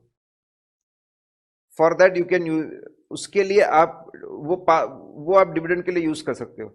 सिक्योरिटीज प्रीमियम तो सिक्योरिटीज प्रीमियम का अकाउंट अलाउ ही नहीं करता है डिविडेंड के लिए, और सेक्शन 123 ऑफ जो डिविडेंड है वो भी अलाउ नहीं करता सिक्योरिटीज प्रीमियम को यूज करना। फिर भी अगर यूज किया है तो ये नॉन कंप्लायंस ऑफ लॉ है, बहुत बड़ा नॉन कंप्लायंस ऑफ लॉ है। अकाउंटिंग एंट्रीज ही गलत पास की है, हेवी अकाउंटिंग एंट्रीज गलत पास की है, मटेरियल मिसस्टेटमेंट है, ठीक है, क्वालिफाई करना पड़ेगा। नॉन कंप्लायंस ऑफ लॉ है, अकाउंटिंग एंट्रीज ही गलत है, आपको क्वालिफाई करना पड़ेगा। ठीक है, फिर क्या हम लोग ये सिक्योरिटीज प्रीमियम, क्वेश्चन ऐसा और एक क्वेश्चन है वहां पर, क्या सिक्योरिटीज प्रीमियम का जो प्रॉफिट है कमीशन कैलकुलेशन के लिए, तो ऐसा है कि कंपनीज एक्ट में सेक्शन 197 है जहां पे मैनेजरियल रेम्यूनरेशन की लिमिट्स दी हुई है कि कौन से तरह के डायरेक्टर को कितना रेम्यूनरेशन दे सकते हैं। किसी को 5% अलाउड है, किसी को कहीं पे 10% अलाउड है, कहीं पे 1% है, कहीं पे 3% है। उसका प्रॉफिट कैसे निकलेगा ये सेक्शन 198 में दिया है, और सेक्शन 198 में लिखा है कि शेयर इशू करके जो आपको सिक्योरिटीज प्रीमियम मिलता है वो प्रीमियम आप प्रॉफिट में इंक्लूड मत करिए, वो प्रीमियम आप प्रॉफिट में इंक्लूड मत करिए। जब आप प्रॉफिट फॉर मैनेजरियल रेम्यूनरेशन निकालते हो उस पर इंक्लूड मत करिए। तो सिक्योरिटीज प्रीमियम जनरली पीएनएल में नहीं जाता। सेक्शन 198 भी बोलता है उसको प्रॉफिट में इंक्लूड मत करो। ये दोनों चीजों की वजह से उसको प्रॉफिट में इंक्लूड नहीं करना चाहिए। When we compute remuneration of the directors percentage में, तो उसके लिए हमने यूज करना नहीं चाहिए। तो सेक्शन 52 है सिक्योरिटी स्प्रीम का, वो बताइए। करेक्ट। 123 के अंदर डिविडेंड भी आप उसमें से नहीं पे कर सकते हैं, ना सेक्शन 52 के हिसाब से डिविडेंड पे कर सकते हैं, ना सेक्शन 123। और फिर सेक्शन 198 के हिसाब से मैनेजरियल रेम्यूनरेशन के लिए प्रॉफिट है, उसमें भी सिक्योरिटीज प्रीमियम को आप ले नहीं सकते। सभी केसेस का आंसर इसमें आ जाता है। बहुत आसान। अगर आप देखेंगे अभी तक के जो क्वेश्चंस है, अभी तक के ट्रांजैक्शंस के ही फ्लो में है। कैपिटल सब्सिडी का फ्लो क्या रहेगा, बहुत आसान। बोनस इशू करना क्या फ्लो रहेगा, बहुत आसान। ठीक है। सिक्योरिटीज प्रीमियम कैसा रहेगा, बहुत आसान। बहुत बहुत बहुत बहुत बहुत ही आसान है। इंपॉर्टेंट क्वेश्चंस आपके एक बार प्रॉपर प्रॉपर हेडिंग्स है आपके नोट्स, प्रॉपर हेडिंग्स है आपके नोट में, मार्किंग है, प्रॉपर फ्लो क्रिएट किया हुआ है। आपने उसको एक बार सुना हुआ पढ़ा हुआ होना चाहिए, आखिरी दिन के पहले एक बार व्यू होना चाहिए, दिमाग में फ्रेश अच्छा आंसर लिख के आएंगे आप। Now splitting of share, shares को स्प्लिट करना। डन है भाई। शेयर को स्प्लिट, शेयर्स के साथ को खेलना है वापस। Author, it should B authorised bye share capital. Shares के साथ अगर आपको खेलना है, it should B authorised bye share capital. It should B authorised, it should B authorised bye share capital. Share capital, it should B authorised, share capital ने उसको authorise करना चाहिए। Authorised bye share capital, board minutes से recommendation होना चाहिए और share holders ने approve करना चाहिए, एकदम सीक्वेंस में।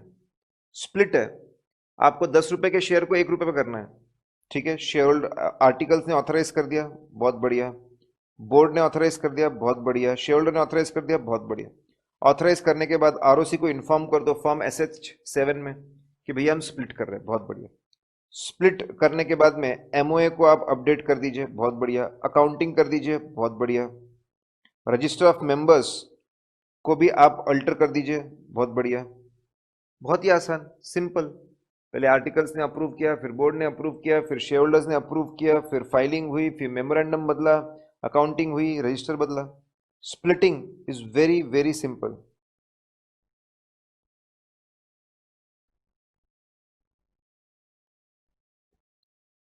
स्वेट इक्विटी शेयर्स की बात करिए।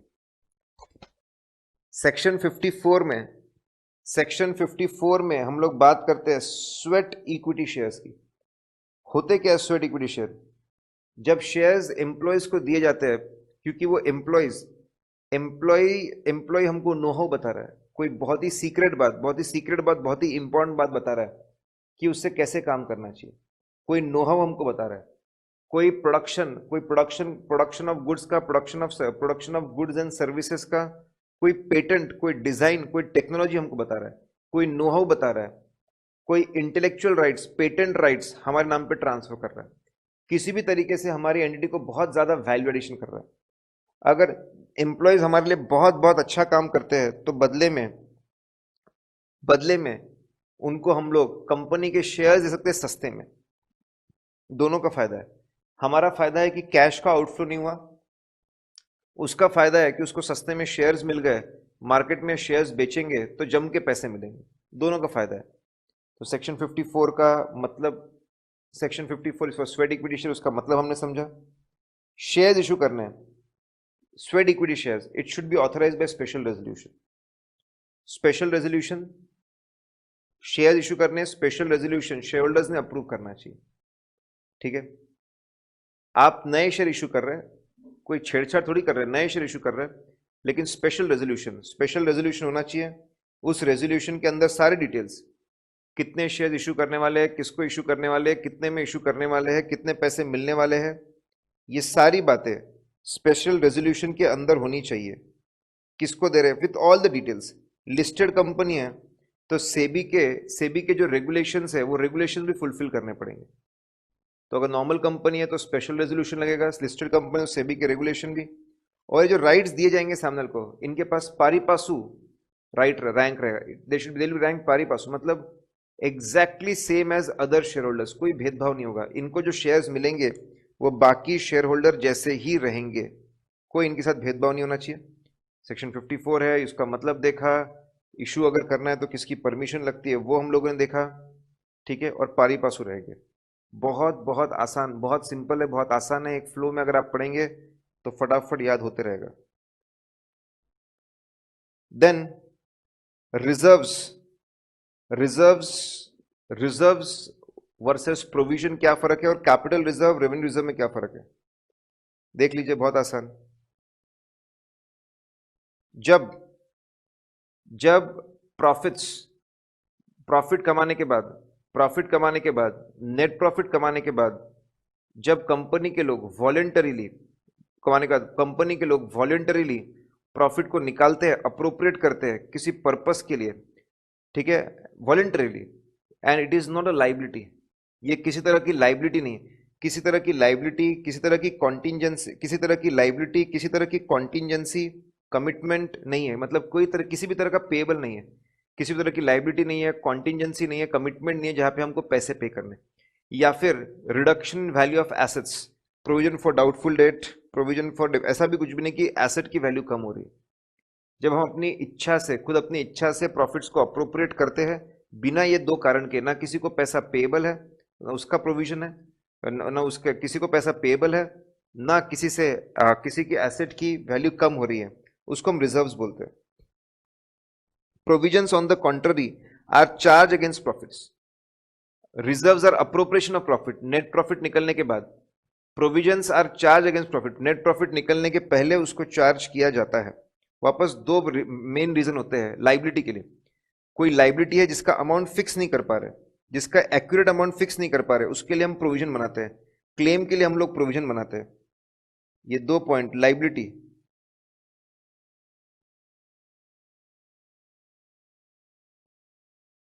ठीक है, तो बहुत ही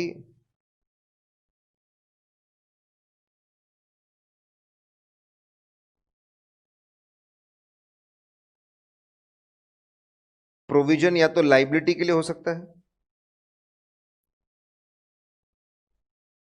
प्रोविजन या तो लाइबिलिटी के लिए हो सकता है, it can be for liability, या फिर एसेट की वैल्यू कम हो रही है, reduction in value of asset, reduction in value of asset, diminution in value of asset, asset is lost, destroyed, ठीक है, इररिकवरेबल, उसके लिए प्रोविजन। दो, एक अप्रोप्रिएशन ऑफ प्रॉफिट है, एक चार्ज अगेंस्ट प्रॉफिट है, एक फॉर लाइबिलिटीज और reduction in value of assets है, एक इसके अलावा किसी और चीज के लिए है, ठीक है। तो दोनों को डिफरेंशिएट भी करना है, तो दोनों की डेफिनेशन बताइए, अभी डिस्कस किया, दोनों की डेफिनेशन बताइए, दोनों में क्या फर्क है वो बताइए, डेफिनेशन अभी डेफिनेशन में डिस्कस की, वही डेफिनेशन, रिजर्व्स वर्सेस प्रोविजन हम लोग देख रहे हैं, उसका मतलब बताया, डिस्टिंग्विश करना है, डेफिनेशन बताकर आप डिस्टिंग्विश करिए। नेटवर्थ निकालते वक्त, नेटवर्थ निकालते जब लोग एसेट्स माइनस लायबिलिटी करते हैं तो प्रोविजंस को माइनस करते हैं, तो नेटवर्थ निकालते वक्त प्रोविजंस को माइनस किया जाता है, लेकिन रिजर्व्स को माइनस नहीं किया जाता। तो रिजर्व्स आपके नेटवर्थ को कम नहीं करते, प्रोविजंस आपके नेटवर्थ को कम करते हैं। तो बहुत सिंपल सा डिफरेंस है, ठीक है, बहुत आसान सा, रिजर्व वर्सेस प्रोविजन देखा, दोनों के बीच में के डिफरेंस देखे, डेफिनेशन के अंदर डिफरेंस आ जाता है, एक अप्रोप्रिएशन है, एक चार्ज आ जाता है, एक नेटवर्क कैलकुलेशन माइनस करते हैं, एक में नहीं करते। उसमें भी अब रिजर्व में भी रेवेन्यू नेचर, कैपिटल नेचर, जो रिजर्व हम लोग डिविडेंड देने के लिए यूज कर सकते हैं, जो रिजर्व्स हम लोग डिविडेंड देने के लिए यूज कर सकते हैं, उसको रेवेन्यू नेचर रिजर्व बोलते हैं, which can be use for giving dividends, divisible profits है, ठीक है, that is called as revenue reserve. जो हम कैपिटल नेचर के हैं, securities premium, capital redemption reserve, capital redemption reserve CRR, capital activity से जनरेट हुए हैं, उसको हम यूज नहीं कर सकते, ठीक है। एसेट रिप्लेसमेंट के लिए, कोई एसेट है उसको रिप्लेस करने के लिए रिजर्व बनाया, उसको भी आप यूज नहीं कर सकते। Revenue nature reserves can be easily use for distributing dividend, revenue nature reserve वो रिजर्व है जो आसानी से डिविडेंड के लिए यूज कर सकते हैं, रेवेन्यू एक्टिविटी से आया, कैपिटल नेचर कैपिटल एक्टिविटी से आया है, सिक्योरिटीज प्रीमियम कैपिटल एक्टिविटी है, आप उसको यूज नहीं कर सकते, सीआरआर कैपिटल एक्टिविटी है, आप उसको यूज नहीं कर सकते, ठीक है, डिविडेंड देने के लिए आप उसको यूज नहीं कर सकते, डिविजिबल नहीं है। हाँ, कुछ राइट ऑफ्स है उसके लिए हम लोग यूज कर सकते हैं, ठीक है, सिक्योरिटीज प्रीमियम, सिक्योरिटीज प्रीमियम कुछ चीजें एडजस्ट करने के लिए यूज कर सकते हैं, बोनस इशू, बोनस शेयर्स को इशू करने के लिए यूज कर सकते हैं। ये डिफरेंस है। तो हमने पहले देखा रिजर्व्स वर्सेस प्रोविजन, और फिर रिजर्व्स में दो रिजर्व, रेवेन्यू नेचर रिजर्व और कैपिटल नेचर रिजर्व। बहुत बहुत बहुत ही ज्यादा आसान चीज है ये, बहुत ही सिंपल है। हमारा जो लॉ है, एज ए सेड, बहुत ही सिंपल चीजें हैं, बहुत सिंपल चीजें हैं, बहुत आसान चीजें हैं। जो हमारा लॉ है, ठीक है, लॉ सब्जेक्ट है, उसके बेसिक्स जो होते हैं ना, वैसे बेसिक्स है। एक बार अगर आपका पढ़ा हुआ है, एक बार नजर घुमाई हुई है, याद हो जाएगा। इसमें और जो थोड़ी टेक्निकल चीजें आगे आएगी। ऑडिट ऑफ कैपिटल रिजर्व, पहले आप बता दीजिए, कैपिटल रिजर्व ऐसा रिजर्व होता है जो कैपिटल नेचर एक्टिविटी से जनरेट होता है, जिसको हम रिजर्व के लिए यूज नहीं कर सकते। We cannot use for reserve, ठीक है। जैसे शेयर्स फॉरफिट करते हैं, तो फॉरफिट करते फिर री इशू करते हैं। शेयर फॉरफिट करते, शेयर फॉरफिचर कैपिटल नेचर है। री इशू करके जो बच जाता है कैपिटल रिजर्व को ट्रांसफर करते हैं, वो भी कैपिटल नेचर प्रॉफिट है। It cannot be used for giving dividends. Forfeiture, share forfeiture is a capital nature profit. वो ट्रांसफर होता है कैपिटल, वो भी कैपिटल नेचर का है। रिवैल्यूएशन ऑफ फिक्स एसेट, वो भी कैपिटल नेचर का है। इसको भी डिविडेंड के लिए यूज नहीं कर सकते, ठीक है।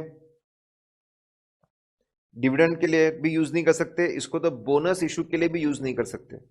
अगर गलती से यूज कर लो तो भैया फिर क्वालिफाई करनी पड़ेगी रिपोर्ट। हाँ, कैपिटल नेचर हमने सेल ऑफ प्रॉपर्टी किया, सेल ऑफ फिक्स एसेट किया है, तो कैपिटल रिसीट होती है, उससे प्रॉफिट जनरेट होता है, कैपिटल प्रॉफिट, ठीक है। कैपिटल प्रॉफिट होता है एज पर एयर्स 10, जो प्रॉफिट होता है वो हमको पीएनएल में डालना पड़ता है।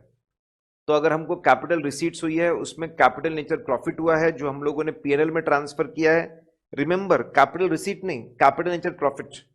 जो कैपिटल नेचर प्रॉफिट है that can be used for giving dividend. अगर कैपिटल नेचर प्रॉफिट रियलाइज हो चुका है, डेफिनेटली उसको यूज कर सकते हैं। Presentation disclosure reserves and surplus में बताया जाता है। और अब ऑडिटर की ड्यूटी क्या है, पहले तो नॉलेज बांटो। कैपिटल रिजर्व मतलब क्या, शेयर फॉरफिचर कैसे कैपिटल रिजर्व है, रिवैल्यूएशन रिजर्व कैसे कैपिटल रिजर्व है, कहीं पर भी यूज नहीं कर सकते। कैसे capital nature profit which is realise in cash को यूज कर सकते हैं। And then last, duty of auditor. अगर आपको कैपिटल नेचर प्रॉफिट यूज करना है, it should be allowed by articles, articles ने अलाउ करना चाहिए, it should be realise in cash. Capital nature profit generally capital nature expenditure, plan building के लिए use करते हैं, लेकिन आर्टिकल ऑफ एसोसिएशन अगर इसकी परमिशन देते हैं, it is realised in cash, permission देते हैं, रियलाइज्ड इन कैश, कैश में रियलाइज हो चुका है, ठीक है। और हमने क्या किया है, जितने भी एसेट्स, इसका जो मतलब है, हमने एसेट जितने भी ओवरवैल्यूड एसेट्स है उसको राइट ऑफ कर दिया, एडजस्ट कर दिया कैपिटल प्रॉफिट से। जितने भी लाइबिलिटीज अंडर चार्ज है उसको वापस ले गया, एडजस्ट कर दिया कैपिटल, उसको एडजस्ट हम लोगों ने कर दिया कैपिटल प्रॉफिट से। हमने पूरे एसेट्स को सही वैल्यू पे लेके आए, एडजस्ट कर दिया, लाइबिलिटीज को सही वैल्यू पे लेके आए, एडजस्ट कर दिया, सबको एडजस्ट कर दिया। और अब आज ऐसी सिचुएशन है कि जो नेट, जो हमको शेयर कैपिटल प्लस रिजर्व्स दिख रहा है, और share capital plus reserves is equal to assets minus liability. Do you agree? Share capital plus reserves है, that is assets minus liability. Share capital plus reserves लो या assets minus liability कर दो, answer एक ही होगा। Share capital plus reserves, share capital plus reserve is equal to net assets. अगर capital और रिजर्व्स सही में कंपनी के एसेट्स और लायबिलिटी को रिप्रेजेंट कर रहे हैं, इसका मतलब दे आर प्रॉपरली वैल्यूड, अच्छे तरीके से वैल्यूड है, फिर जाके आप कैपिटल नेचर प्रॉफिट को रेवेन्यू नेचर के लिए यूज कर सकते हैं। तो पहले आप बताइए कैपिटल रिजर्व का मतलब क्या है, कैपिटल रिजर्व का मतलब बताए, फिर आप बताइए कैपिटल प्रॉफिट्स कहां कहां पे आते हैं, ठीक है, रिवैल कहां कहां पे आते हैं, कौन से कैपिटल नेचर प्रॉफिट को आप यूज कर सकते हैं, प्रेजेंटेशन डिस्क्लोजर। और आखिरी में हम लोगों ने पढ़ा कि आर्टिकल्स अगर अनाउंस करते हैं, आर्टिकल्स ऑफ एसोसिएशन अलाउ करते हैं, पैसा हमको मिल चुका है और हम इंश्योर करते हैं कि capital plus reserves is representing net assets, it is representing net assets, सही वैल्यूएशन है, ये सारी बातें इंश्योर कर लो, तो कैपिटल नेचर प्रॉफिट से भी डिविडेंड बांट सकते हैं। बहुत ही खतरनाक। तो अभी तक के जो बातें थी, अभी तक के, ठीक है, अभी तक के जो हम लोगों ने बातें पढ़ी, अभी तक के जो हम लोगों ने जितनी बातें पढ़ी इस चैप्टर में, वो पूरी शेयर कैपिटल से related and very very simple, बहुत बहुत बहुत ज्यादा आसान। ठीक है, कैपिटल सब्सिडी पूरी, ठीक है, शेयर कैपिटल और रिलेटेड, शेयर कैपिटल और रिजर्व से रिलेटेड जो बातें थी वो हम लोगों ने देखी। बहुत आसान है, सब में एक ही तरीका है, फ्लो ढूंढ लीजिए, ट्रांजैक्शन का फ्लो क्या है, ट्रांजैक्शन का फ्लो ढूंढ लीजिए। एक बार आपको ट्रांजैक्शन का फ्लो मिल गया तो वो चीज आपको याद हो जाएगी, you will remember that thing. अब बोरोइंग्स रियल है, एग्जिस्ट करती है, ये आप कैसे चेक करेंगे?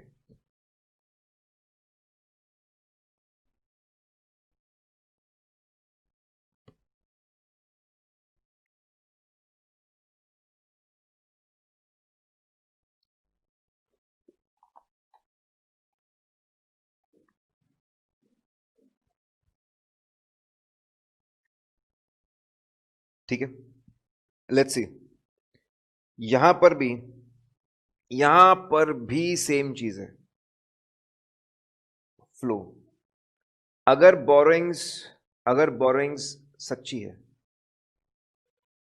अगर बोरोइंग सच्ची है, ठीक है, बोरोइंग्स सबसे पहले कंपनी में बोर्ड ऑफ डायरेक्टर्स, अगर बोरोइंग असली है, अगर आपको चेक करना है वेदर बोरोइंग एग्जिस्ट, तो आपको बोर्ड ऑफ डायरेक्टर्स ने बोरोइंग्स को अप्रूव किया, इसके मिनट्स, इसके मिनट्स, बोरोइंग्स, आपने बोरोइंग्स को check, board of directors, board of directors borrowing को अप्रूव कर रहे, उसके मिनट्स से उससे आपने चेक करना चाहिए।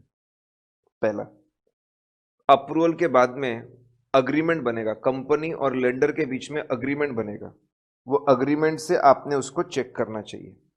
अग्रीमेंट के ऊपर ऑथराइज बंदे की साइन होगी, वो सिग्नेचर दिखनी चाहिए, एकदम आसान। पहले बोर्ड मिनट्स पास हुआ, पहले बोर्ड ऑफ डायरेक्टर्स ने अप्रूव किया होगा, मिनट्स से आप चेक कर लीजिए। फिर उसके बाद में अग्रीमेंट बना होगा, अग्रीमेंट से आप चेक कर लीजिए। अग्रीमेंट पे साइन होगा, ऑथराइजेशन आप चेक कर लीजिए, ठीक है। फिर बोर्ड ऑफ डायरेक्टर जब अप्रूव करते हैं कोई बोरोइंग्स को, तो उसके सिग्निफिकेंट टर्म्स एंड कंडीशंस क्या होंगे, कितने साल की बोरोइंग्स होगी, कितने साल की बोरोइंग्स होगी, सिक्योरिटी क्या होगी, किस पर्पस के लिए, किस पर्पस के लिए उसको यूज करेंगे, ये सारी बातें भी अप्रूव्ड होती है, वो भी मिनट्स में चेक कर लीजिए।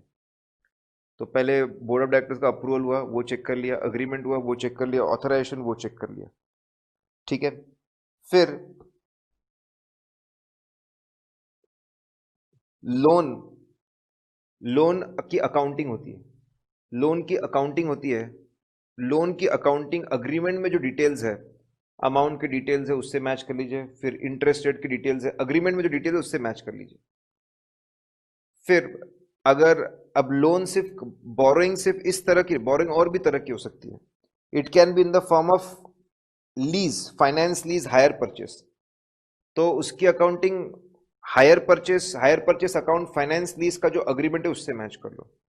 डिबेंचर्स, ठीक है, it can be in the form of debentures, debentures के फॉर्म में अपने पैसे रेस किए, तो डिबेंचर की डिबेंचर ट्रस्ट डीड बनती है, डिबेंचर ट्रस्ट डीड में जो डिटेल्स दी है, कितने रुपए के डिबेंचर है, क्या इंटरेस्ट रेट होगा, वहां से आप मैच कर लीजिए। आपको चेक करना है ना क्या ये रियल है, सही में एग्जिस्ट करता है, तो इसे सारे डॉक्यूमेंट्स मिलने चाहिए। बैंक कंफर्मेशन, साल के एंड में कंफर्मेशंस ले लीजिए। और अगर ये लोन रीपेमेंट हुए, रिटायर हुए हैं, ठीक है, तो आप देखिए डिस्चार्ज डॉक्यूमेंट्स, आपने अगर रीपे किया डिस्चार्ज डॉक्यूमेंट, फिर वो लोन में नहीं दिखना चाहिए, और सिक्योरिटी वापस आपके पास मिल गई क्या, बहुत आसान। अगर आपको चेक करना है बोरोइंग रियल है, दे एग्जिस्ट, पहले उसके अप्रूवल्स दिखने चाहिए, अप्रूवल्स के बाद अग्रीमेंट दिखना चाहिए, अब पहले उसके अप्रूवल दिखने चाहिए, साथ में सिग्निफिकेंट टर्म्स एंड कंडीशंस के अप्रूवल दिखने चाहिए, उसका अग्रीमेंट दिखना चाहिए, अग्रीमेंट के बाद में उसमें सिग्नेचर दिखनी चाहिए, उसकी अकाउंटिंग होनी चाहिए, अकाउंटिंग एज पर अग्रीमेंट होनी चाहिए, या फिर accounting as per hire purchase lease agreement होनी चाहिए, finance lease agreement, agreement as per जो डिबेंचर ट्रस्ट डीड की डीड है उसके हिसाब से होनी चाहिए, साल आखिरी में कंफर्मेशन दिखना चाहिए, और डिस्चार्ज हो गया तो डिस्चार्ज के डॉक्यूमेंट्स नजर आने चाहिए, और सिक्योरिटी वापस मिल जानी चाहिए। अगर बोरोइंग्स को लेकर ये चीजें आपको दिख रही है, मतलब बोरोइंग्स है रियल, बोरोइंग्स एग्जिस्ट, वापस फ्लो ऑफ ट्रांजैक्शन है। आप बात को समझिए, ये चीज ही आपको बचाएगी, ये चीज ही आपको बताएगी, बचाएगी, जो फ्लो ऑफ ट्रांजैक्शन है, फ्लो ऑफ ट्रांजैक्शन है, यही चीज आपको बचाने वाली है, यही चीज आपको, आसान, what is the criteria for current liability? Schedule 3 का क्वेश्चन ऐसे ही है, शेड्यूल 3 का क्वेश्चन ऐसे ही है कि करंट लाइबिलिटी में क्या आएगा, करंट लाइबिलिटी का क्राइटेरिया क्या है? May 19 mock test paper, current liability का क्राइटेरिया क्या है? करंट लाइबिलिटी का क्राइटेरिया क्या है? करंट लाइबिलिटी में क्या आएगा? What will come, what will come in, what will come in current liability? ठीक है, करंट लाइबिलिटी में क्या आएगा? तो बहुत सिंपल, बहुत आसान, करंट लाइबिलिटी में क्या आएगा? हमारे शेड्यूल 3 में ऐसा लिखा है, ऐसी जो भी लाइबिलिटी जो आप पे करने वाले हो with in operating cycle, her business का एक ऑपरेटिंग साइकिल होता है, जो जितना समय लगता है और रॉ मटेरियल में पैसे लगाने से वापस डेटर से पैसा मिलने के लिए जितना समय लगता है उसको ऑपरेटिंग साइकिल, जो पैसा मुझे with in operating cycle, with in operating cycle जो टाइम है with in that operating cycle, suppose operating cycle 1.5 साल का है, 1.5 साल के अंदर मुझे अगर कोई पैसा पे करना है उसको मैं करंट लायबिलिटी बोलूंगा। 12 महीने के अंदर अगर पे करना है, 12 महीने के अंदर पे करना है तो उसको भी करंट लायबिलिटी मैं बोलूंगा। अगर मैंने कोई लायबिलिटी खरीदी है, अगर कोई ऐसी अगर डिमांड लोन है, अगर कोई ऐसा लोन है, डिमांड लोन है, अगर सामने वाला मांगे मुझे तो मैं उसको डीले नहीं कर पाऊंगा मोर देन 12 मंथ्स, मुझे उसको पे करना ही पड़ेगा विद इन 12 मंथ। अगर मैंने कोई डिमांड लोन लेके रखा है, जब अगर सामने वाले के पास ऑप्शन है पैसे मांगने का, वो मांगेगा तो मैं 12 महीने से ज्यादा डीले नहीं कर पाऊंगा, 12 महीने से ज्यादा डीले नहीं कर पाऊंगा, वो भी करंट लाइबिलिटी है। और अगर लाइबिलिटी मैंने, ठीक है, मैंने बेचने के लिए, ट्रेडिंग के लिए रखी है, या कुछ लोग लाइबिलिटी खरीदते बेचते हैं, लाइबिलिटी खरीदते बेचते हैं, यस, ठीक है, मतलब आपकी लाइबिलिटी में मेरे सर पे ले लूंगा, पैसे दे दो। लाइबिलिटी खरीदते हैं तो पैसे मिलते हैं, लाइबिलिटी देते हैं तो साथ में पैसे देने पड़ते हैं, ठीक है। महंगे में लाइबिलिटी खरीदो, ज्यादा पैसे मिलेंगे, सस्ते में उसको बेचो, कम पैसे देने पड़ेंगे, बीच का प्रॉफिट आपका। 10 करोड़ में लाइबिलिटी खरीदी, पैसे मिले, 9 करोड़ में लाइबिलिटी बेच दी, 1 करोड़ आपका प्रॉफिट। कुछ लोग लाइबिलिटी में डील करते हैं, लाइबिलिटी खरीदो, महंगे में खरीदो, सस्ते में बेचो, बीच में का आपका प्रॉफिट होता है। अगर ऐसे ट्रेडिंग के लिए कोई लाइबिलिटी है तो उसको भी करंट लाइबिलिटी माना जाएगा। ये 4 में से किसी एक में आपकी लाइबिलिटी आ जाती है तो उसको करंट लाइबिलिटी माना जाएगा। बहुत सिंपल है, ठीक है। नाउ देखिए फटाफट, 4 चैप्टर है और यही सबसे बड़ा चैप्टर है, ये सबसे बड़ा चैप्टर है। ये चैप्टर खत्म हो जाएगा, ये चैप्टर अगर खत्म हो जाता है, ये चैप्टर खत्म हो जाता है तो फिर जो बाकी चैप्टर है कंपैरेटिवली बहुत छोटे हैं, बहुत ही छोटे हैं, बहुत आसान है।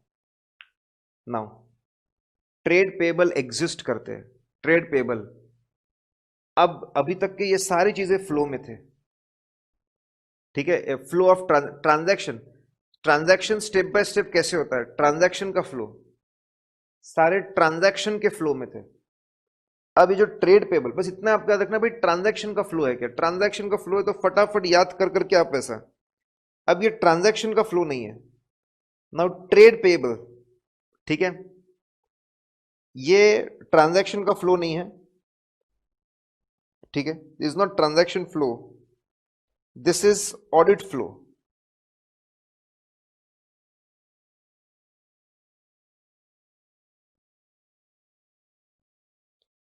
पहले हमको यह चेक करना है कि क्या ट्रेड पेबल असली है, do they exist, audit, audit flow है ये। आपको सिर्फ किस तरह के फ्लो है वो समझना है आपको।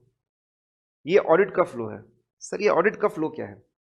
ऑडिट में सबसे पहले हम टेस्ट ऑफ कंट्रोल्स करते हैं, हमको हमारा फोकस क्या है, ये चेक करना क्या क्रेडिटर्स, क्रेडिटर्स असली है ना, वेदर दे एग्जिस्ट, क्या ट्रेड पेबल्स क्रेडिटर्स असली है, ठीक है। तो पहले इंटरनल कंट्रोल, हम लोग पहले टेस्ट ऑफ कंट्रोल्स करते हैं, तो सबसे पहले जाके हम लोग need to understand and test controls, ठीक है। इंटरनल कंट्रोल सिस्टम स्ट्रांग होना चाहिए, कोई भी चीज कंट्रोल हमारे स्ट्रांग होने चाहिए। कंट्रोल हमारे स्ट्रांग होने चाहिए, उसके अंदर हमको दिखना चाहिए कि कोई भी क्रेडिटर बुक किया जाता है ओनली व्हेन एक्सपेंस ऑकर्स। हमारा इंटरनल कंट्रोल सिस्टम एकदम फुल प्रूफ होना चाहिए। जब सही में company goods and service receive करती है, जब company goods and service receive करती है, ठीक है, when ever they receive goods and services, जब जब भी कंपनी बाहर से गुड्स एंड सर्विसेज रिसीव करती है, ठीक है, पैसा खर्च करती है, expense, when we receive goods and services from outsider, we incur expense, हम एक्सपेंस इनकर करते हैं, खर्चे को बुक करते हैं, तभी लाइबिलिटी बुक होनी चाहिए। पहले, सबसे पहले टेस्ट ऑफ कंट्रोल्स कि कंपनी जब गुड्स एंड सर्विसेज रिसीव करती है, एक्सपेंस इनकर करती है, तभी उसका second effect trade payable book होता है। सिस्टम इतना स्ट्रांग है, खर्चा बुक होगा तभी ट्रेड पेबल आता, नहीं तो नहीं आता है। वेरी गुड, मतलब जितने भी ट्रेड पेबल्स है ये जेन्युइन लग रहे हैं, बहुत बढ़िया। दूसरा, सिस्टम में कोई भी एक्सपेंस की डबल बुकिंग नहीं हो सकती है।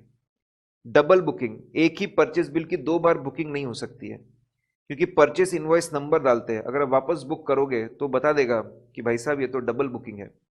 तो कंट्रोल बहुत स्ट्रांग होने चाहिए, टेस्ट ऑफ कंट्रोल्स। क्या कंपनी में बहुत ही स्ट्रांग कंट्रोल्स है जो इंश्योर करते हैं कि रियल क्रेडिटर्स होने चाहिए? बोले यस। एक्सपेंस बुक होने के बाद ही क्रेडिटर्स बुक होंगे, very good. Double booking, expense book होने के बाद ही क्रेडिटर्स बुक होंगे, वेरी गुड, ठीक है।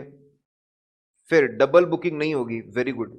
These things ensures that creditors are real. ये कंट्रोल्स इंश्योर करते हैं क्रेडिटर्स रियल है। जो पहला पॉइंट है, जो पहला पॉइंट है वो टीओसी का है, टेस्ट ऑफ कंट्रोल्स। जो बाकी के पॉइंट्स है वो टीओडी के है, टेस्ट ऑफ डिटेल्स।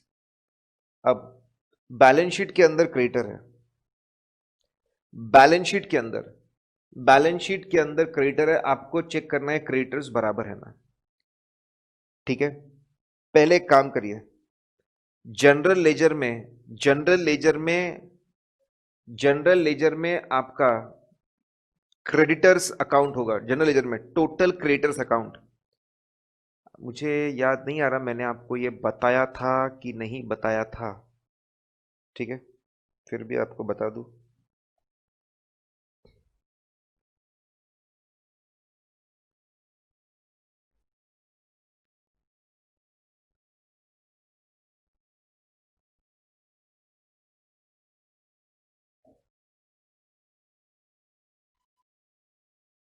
हमारे जो लेजर्स है, हमारे लेजर्स है, ये हमारा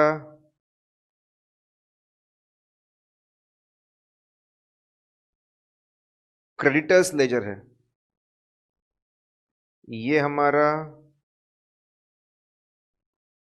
जनरल लेजर है। एक हमारा क्रेडिटर्स लेजर है, एक हमारा क्रेडिटर्स लेजर है, एक हमारा जनरल लेजर है, और एक हमारा डेटर्स लेजर है, डेटर्स लेजर है। जनरल लेजर में क्रेडिटर्स की कमी हो गई है, क्रेडिटर्स की कमी, जनरल लेजर में क्रेडिटर्स की कमी हो गई है। इसको पूरा करने के लिए यहां पे एक total creditors, general ledger tally नहीं होगा ना, जनरल लेजर टैली नहीं होगा। क्यों टैली नहीं होगा? क्रेडिटर्स की कमी है, इसलिए वो कमी पूरा करने के लिए टोटल क्रेडिटर्स अकाउंट बनता है, जिसको CLA, control ledger adjustment account भी बोलते हैं। यहां पे डेटर्स, यहां पे टोटल डेटर्स बनता है।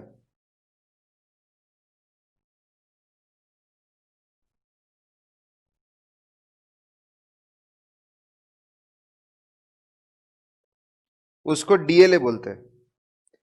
क्रेडिटर्स लेजर है, debtors ledger, general ledger. General ledger में क्रेडिटर्स की कमी कमी है तो CLA बनता है, ठीक है। डेटर्स की कमी है, डेटर्स की कमी है तो DLA बनता है। ये जो टोटल क्रेडिटर्स अकाउंट है, ये क्रेडिटर लेजर से हमेशा मैच होना चाहिए।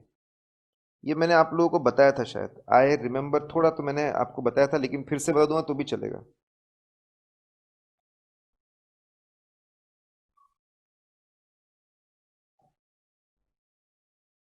फिर जो DLA है डेटर लेजर से मैच होना चाहिए। अगर ये चीजें मैच होगी मतलब सिस्टम्स एक्यूरेट है, सिस्टम्स एक्यूरेट है, एक्यूरेट है ऐसे हमको, सिस्टम्स एक्यूरेट है ऐसे हमको पता चलता है, this is what message we get. ठीक है, ये समझ में आपको। और ये कंट्रोल अकाउंट्स होते हैं क्योंकि ये एक्यूरेसी मेंटेन कर रहे हैं, इसीलिए इनको कंट्रोल अकाउंट्स बुलाया जाता है। These are called control accounts.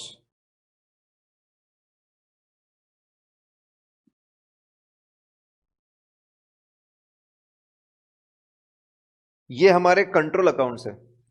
These are our control accounts which ensure accuracy. ठीक है, टेस्ट ऑफ कंट्रोल्स में क्रेडिटर के ये स्ट्रांग होने चाहिए। फिर आपके बैलेंस शीट में, ठीक है, सिंपल सा बैलेंस शीट में जो क्रेडिटर्स दिख रहे हैं वो जनरल लेजर में जो टोटल क्रेडिटर्स दिख रहा है उससे मैच होना चाहिए। डन।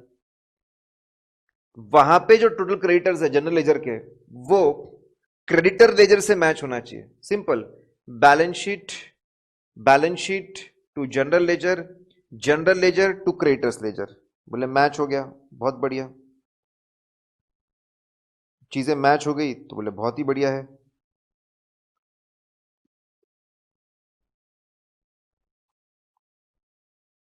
फिर आपका जो जनरल लेजर है, देखो जनरल लेजर में टोटल क्रेडिटर्स है वो सही है ना, वो हमको चेक करना है। तो general ledger to creditor ledger से हमने पहले मैच कर लिया, आपके क्रेडिटर्स लेजर से मैच कर ले, मैच हो गया। अब आप सिस्टम से क्रेडिटर्स की एजिंग रिपोर्ट निकालो। एजिंग रिपोर्ट का जो टोटल है वो भी जनरल लेजर से मैच करना चाहिए। अकाउंट्स पेबल रिपोर्ट निकालो। एजिंग डेटा, क्रेडिटर्स एजिंग बहुत सिंपल है। कितने क्रेडिटर्स हमको पे, कितने क्रेडिटर्स 30 दिन पुराने हैं, कितने क्रेडिटर्स 30 दिन से 60 दिन पुराने हैं, कितने क्रेडिटर्स 60 दिन से 90 दिन पुराने हैं, कितने 90 दिन से ज्यादा 180 दिन तक पुराने हैं, उसको एजिंग बोलते हैं। ठीक है, that is called as creditors ageing. उसको क्रेडिटर्स एजिंग हम लोग बोलते हैं। तो क्रेडिटर्स के एजिंग से तो जनरल लेजर पहले मैच हो गया आपका क्रेडिटर लेजर से, बहुत बढ़िया। फिर वो मैच हो गया आपके एजिंग रिपोर्ट, एजिंग में ब्रेकअप होता है कितने पुराने क्रेडिटर्स है, उसकी टोटल भी मैच हो गई, मतलब क्रेडिटर्स सही है। फिर party wise, accounts payable report है, अकाउंट्स पेबल रिपोर्ट है, जो आपकी अकाउंट्स पेबल रिपोर्ट है, अकाउंट्स पेबल रिपोर्ट है, उसकी टोटल से भी मैच होना चाहिए, उससे भी मैच हो गया, बहुत बढ़िया। अगर कोई डिफरेंस आ रहा है तो क्यों डिफरेंस है वो देखना चाहिए, why there is a difference, क्यों डिफरेंस है। अगर कोई डिफरेंस आया तो कभी कभी डिफरेंस हो सकता है, देयर कैन बी डिफरेंस। ठीक है, कोई डेटा क्रेडिटर सेट ऑफ किए थे, वो एंट्री पास नहीं हुई थी, इसलिए डिफरेंस था। ओके, तो डिफरेंस इन्वेस्टिगेट करना चाहिए। जर्नल एंट्रीज, जेवीज, जो रूटीन एंट्रीज होती है वो तो ऑटोमेटेड रहती है। जेवीज, कोई जर्नल एंट्री आपने पास की, क्रेडिटर्स को राइट बैक करने की कोई ऐसी एंट्री पास की क्या, बहुत बड़े जो अमाउंट्स हैं वो चेक करने चाहिए। ये सब सही है, मतलब क्रेडिटर्स असली है। पहले टेस्ट ऑफ कंट्रोल्स करो कि जेन्युइन क्रेडिटर्स बुक होने चाहिए, एक्सपेंस बुक होने के बाद ही होने चाहिए genuine creditors, they should be genuine creditors and double booking नहीं होनी चाहिए। फिर टेस्ट ऑफ डिटेल्स पे जाओ, general ledger to creditor ledger, general ledger to ageing report, general ledger to trade payable, सब जगह से मैच कर ले, चीजें मैच हो रही है। रिकंसाइलिंग आइटम है तो उसको देख लेंगे, करेक्ट। रिकंसाइलिंग अगर रिकंसाइलिंग आइटम्स होंगे तो वो हम लोग देख लेंगे। ठीक है, और जनरल एंट्रीज भी हमने चेक कर ली। नाउ नेक्स्ट है प्रॉपर्टी प्लांट एंड इक्विपमेंट के हम ही असली ओनर है, कैसे चेक करेंगे। तो जो भी प्रॉपर्टी, जो भी फिक्स एसेट्स के प्रॉपर्टी प्लान एंड इक्विपमेंट के हम ही असली ओनर कैसे चेक करेंगे। जितने भी फिक्स एसेट्स, ठीक है, जितने भी हम लोगों ने केयरफुली इस साल जितने भी फिक्स एसेट्स खरीदे उन सब के हमने इनवॉइस देने चाहिए। इनवॉइस कंपनी के नाम पर होने चाहिए। अगर इनवॉइस कंपनी के नाम पर है मतलब कंपनी ने इसको खरीदा, कंपनी ने इसको पैसे दिए, मतलब कंपनी इस प्लांट मशीनरी का मालिक है। परचेस इनवॉइसेस हमारे नाम पे होने चाहिए। वो एसेट के कोई रजिस्ट्रेशन सर्टिफिकेट होंगे तो वो हमारे नाम पे होने चाहिए, जैसे व्हीकल का रजिस्ट्रेशन सर्टिफिकेट, बहुत सिंपल है।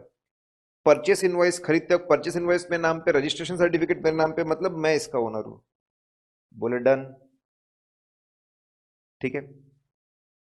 अब ये ओनरशिप, ओनरशिप है, ओनरशिप कैसे प्रूव हो सकती है उसके बारे में सोचो। यहां पे कोई खास फ्लो की, तो ओनरशिप के बारे में सोचो। पहले इन जनरल सभी प्लान, मशीनरी, मशीनरी हमने खरीदी, इनवॉइसेस हमारे नाम पे होने चाहिए, डन। अगर लैंड एंड बिल्डिंग है, लैंड एंड बिल्डिंग है, तो उसके जो टाइटल डीड्स होते हैं, अग्रीमेंट टू सेल बनता है, उसमें अग्रीमेंट टू सेल बनता है, अग्रीमेंट टू सेल बनता है, सेल डीड बनती है, सेल डीड बनती है, कन्वेंस डीड बनती है, वो हमारे नाम पे होनी चाहिए। ठीक है, बहुत बढ़िया। उसकी कॉपी हमने ओरिजिनल भी देखनी चाहिए, हमने ओरिजिनल कॉपी देखनी चाहिए। अरे वो बहुत बहुत हाई वैल्यू होता है, लैंड बिल्डिंग बहुत हाई वैल्यू होते हैं, उस पर हम रिस्क नहीं ले सकते। हम लोग कॉपी, ओरिजिनल डॉक्यूमेंट भी बताओ, हम देखने आते हैं, हाँ ओरिजिनल हमारे नाम पे ही है। ओरिजिनल डॉक्यूमेंट हमारे पास नहीं है, सिक्योरिटी के लिए किसी फाइनेंसर्स को दिए हैं, तो हम लोगों ने उससे कंफर्मेशन लेना चाहिए। कंफर्मेशन, उसको बोलो कंफर्मेशन देगा कि ओरिजिनल डॉक्यूमेंट्स मेरे पास है। और सही में अगर फाइनेंसर्स को दिया है तो रजिस्ट्रेशन, उसके फेवर में चार्ज, उसके फेवर में चार्ज क्रिएट होना चाहिए। तो बहुत आसान। पहले पहले आप प्लांट्स, मशीनरीज, प्लांट, आप ऐसा सोच सकते हैं, पहले मूवेबल के बारे में सोचो। मूवेबल एसेट, आप मूवेबल एसेट्स आपने जितने भी खरीदे, प्लांट, मशीनरी, व्हीकल जितने भी खरीदे, सबके इनवॉइस आपके नाम पे होनी चाहिए, रजिस्ट्रेशन सर्टिफिकेट आपके नाम पे होनी चाहिए। आपके नाम पर है, आप इसके मालिक है, डन। पहले आपने निपटा दिया, कौन से, किसको निपटा दिया आपने, पहले मूवेबल को। फिर इमूवेबल के बारे में सोचो। इमूवेबल के लिए, ठीक है, अग्रीमेंट टू सेल बनता है, सेल डीड बनता है, कन्वेंस डीड बनता है, वो आपके नाम पर होना चाहिए। ठीक है, उसके लिए आप पहले जेरोक्स कॉपीज लो। ठीक है, ओरिजिनल कॉपीज भी देखो, बहुत बड़ी चीज है, बहुत बड़ी चीज है, बहुत बड़ी चीज है, अपने ओरिजिनल कॉपीज भी देखनी चाहिए। You should see original copies also. ठीक है, ओरिजिनल कॉपी भी, ओरिजिनल कॉपी भी आपने देखनी चाहिए। ओरिजिनल कॉपी भी आपने देख ली, ओरिजिनल कॉपी देखने के बाद में देखी तो बहुत बढ़िया। अगर फाइनेंसर को दिए तो उससे कंफर्मेशन लेके आ जाओ, और अगर सही में एज अ सिक्योरिटी दी है तो रजिस्टर, ठीक है, charge should be, registration of charge दिखना चाहिए, रजिस्ट्रेशन ऑफ चार्ज दिखना चाहिए in the favour of the financer. Correct, ये बात समझिए आपको, इज दिस पॉइंट क्लियर? बहुत सिंपल है साहब, बहुत सिंपल सिंपल सी चीजें है। Let's take a break. हम लोग अच्छा जा रहे हैं, मुझे ऐसा लग रहा है, वी आर डूइंग गुड। 1.5 घंटे में हमारा ये चैप्टर भी खत्म हो जाएगा। हम बैंक देखे, कोऑपरेटिव देखेंगे और बैंक देखेंगे, ये चीजें भी हमारी खत्म हो जाएगी। ठीक है, let's take a break, break लेते हैं।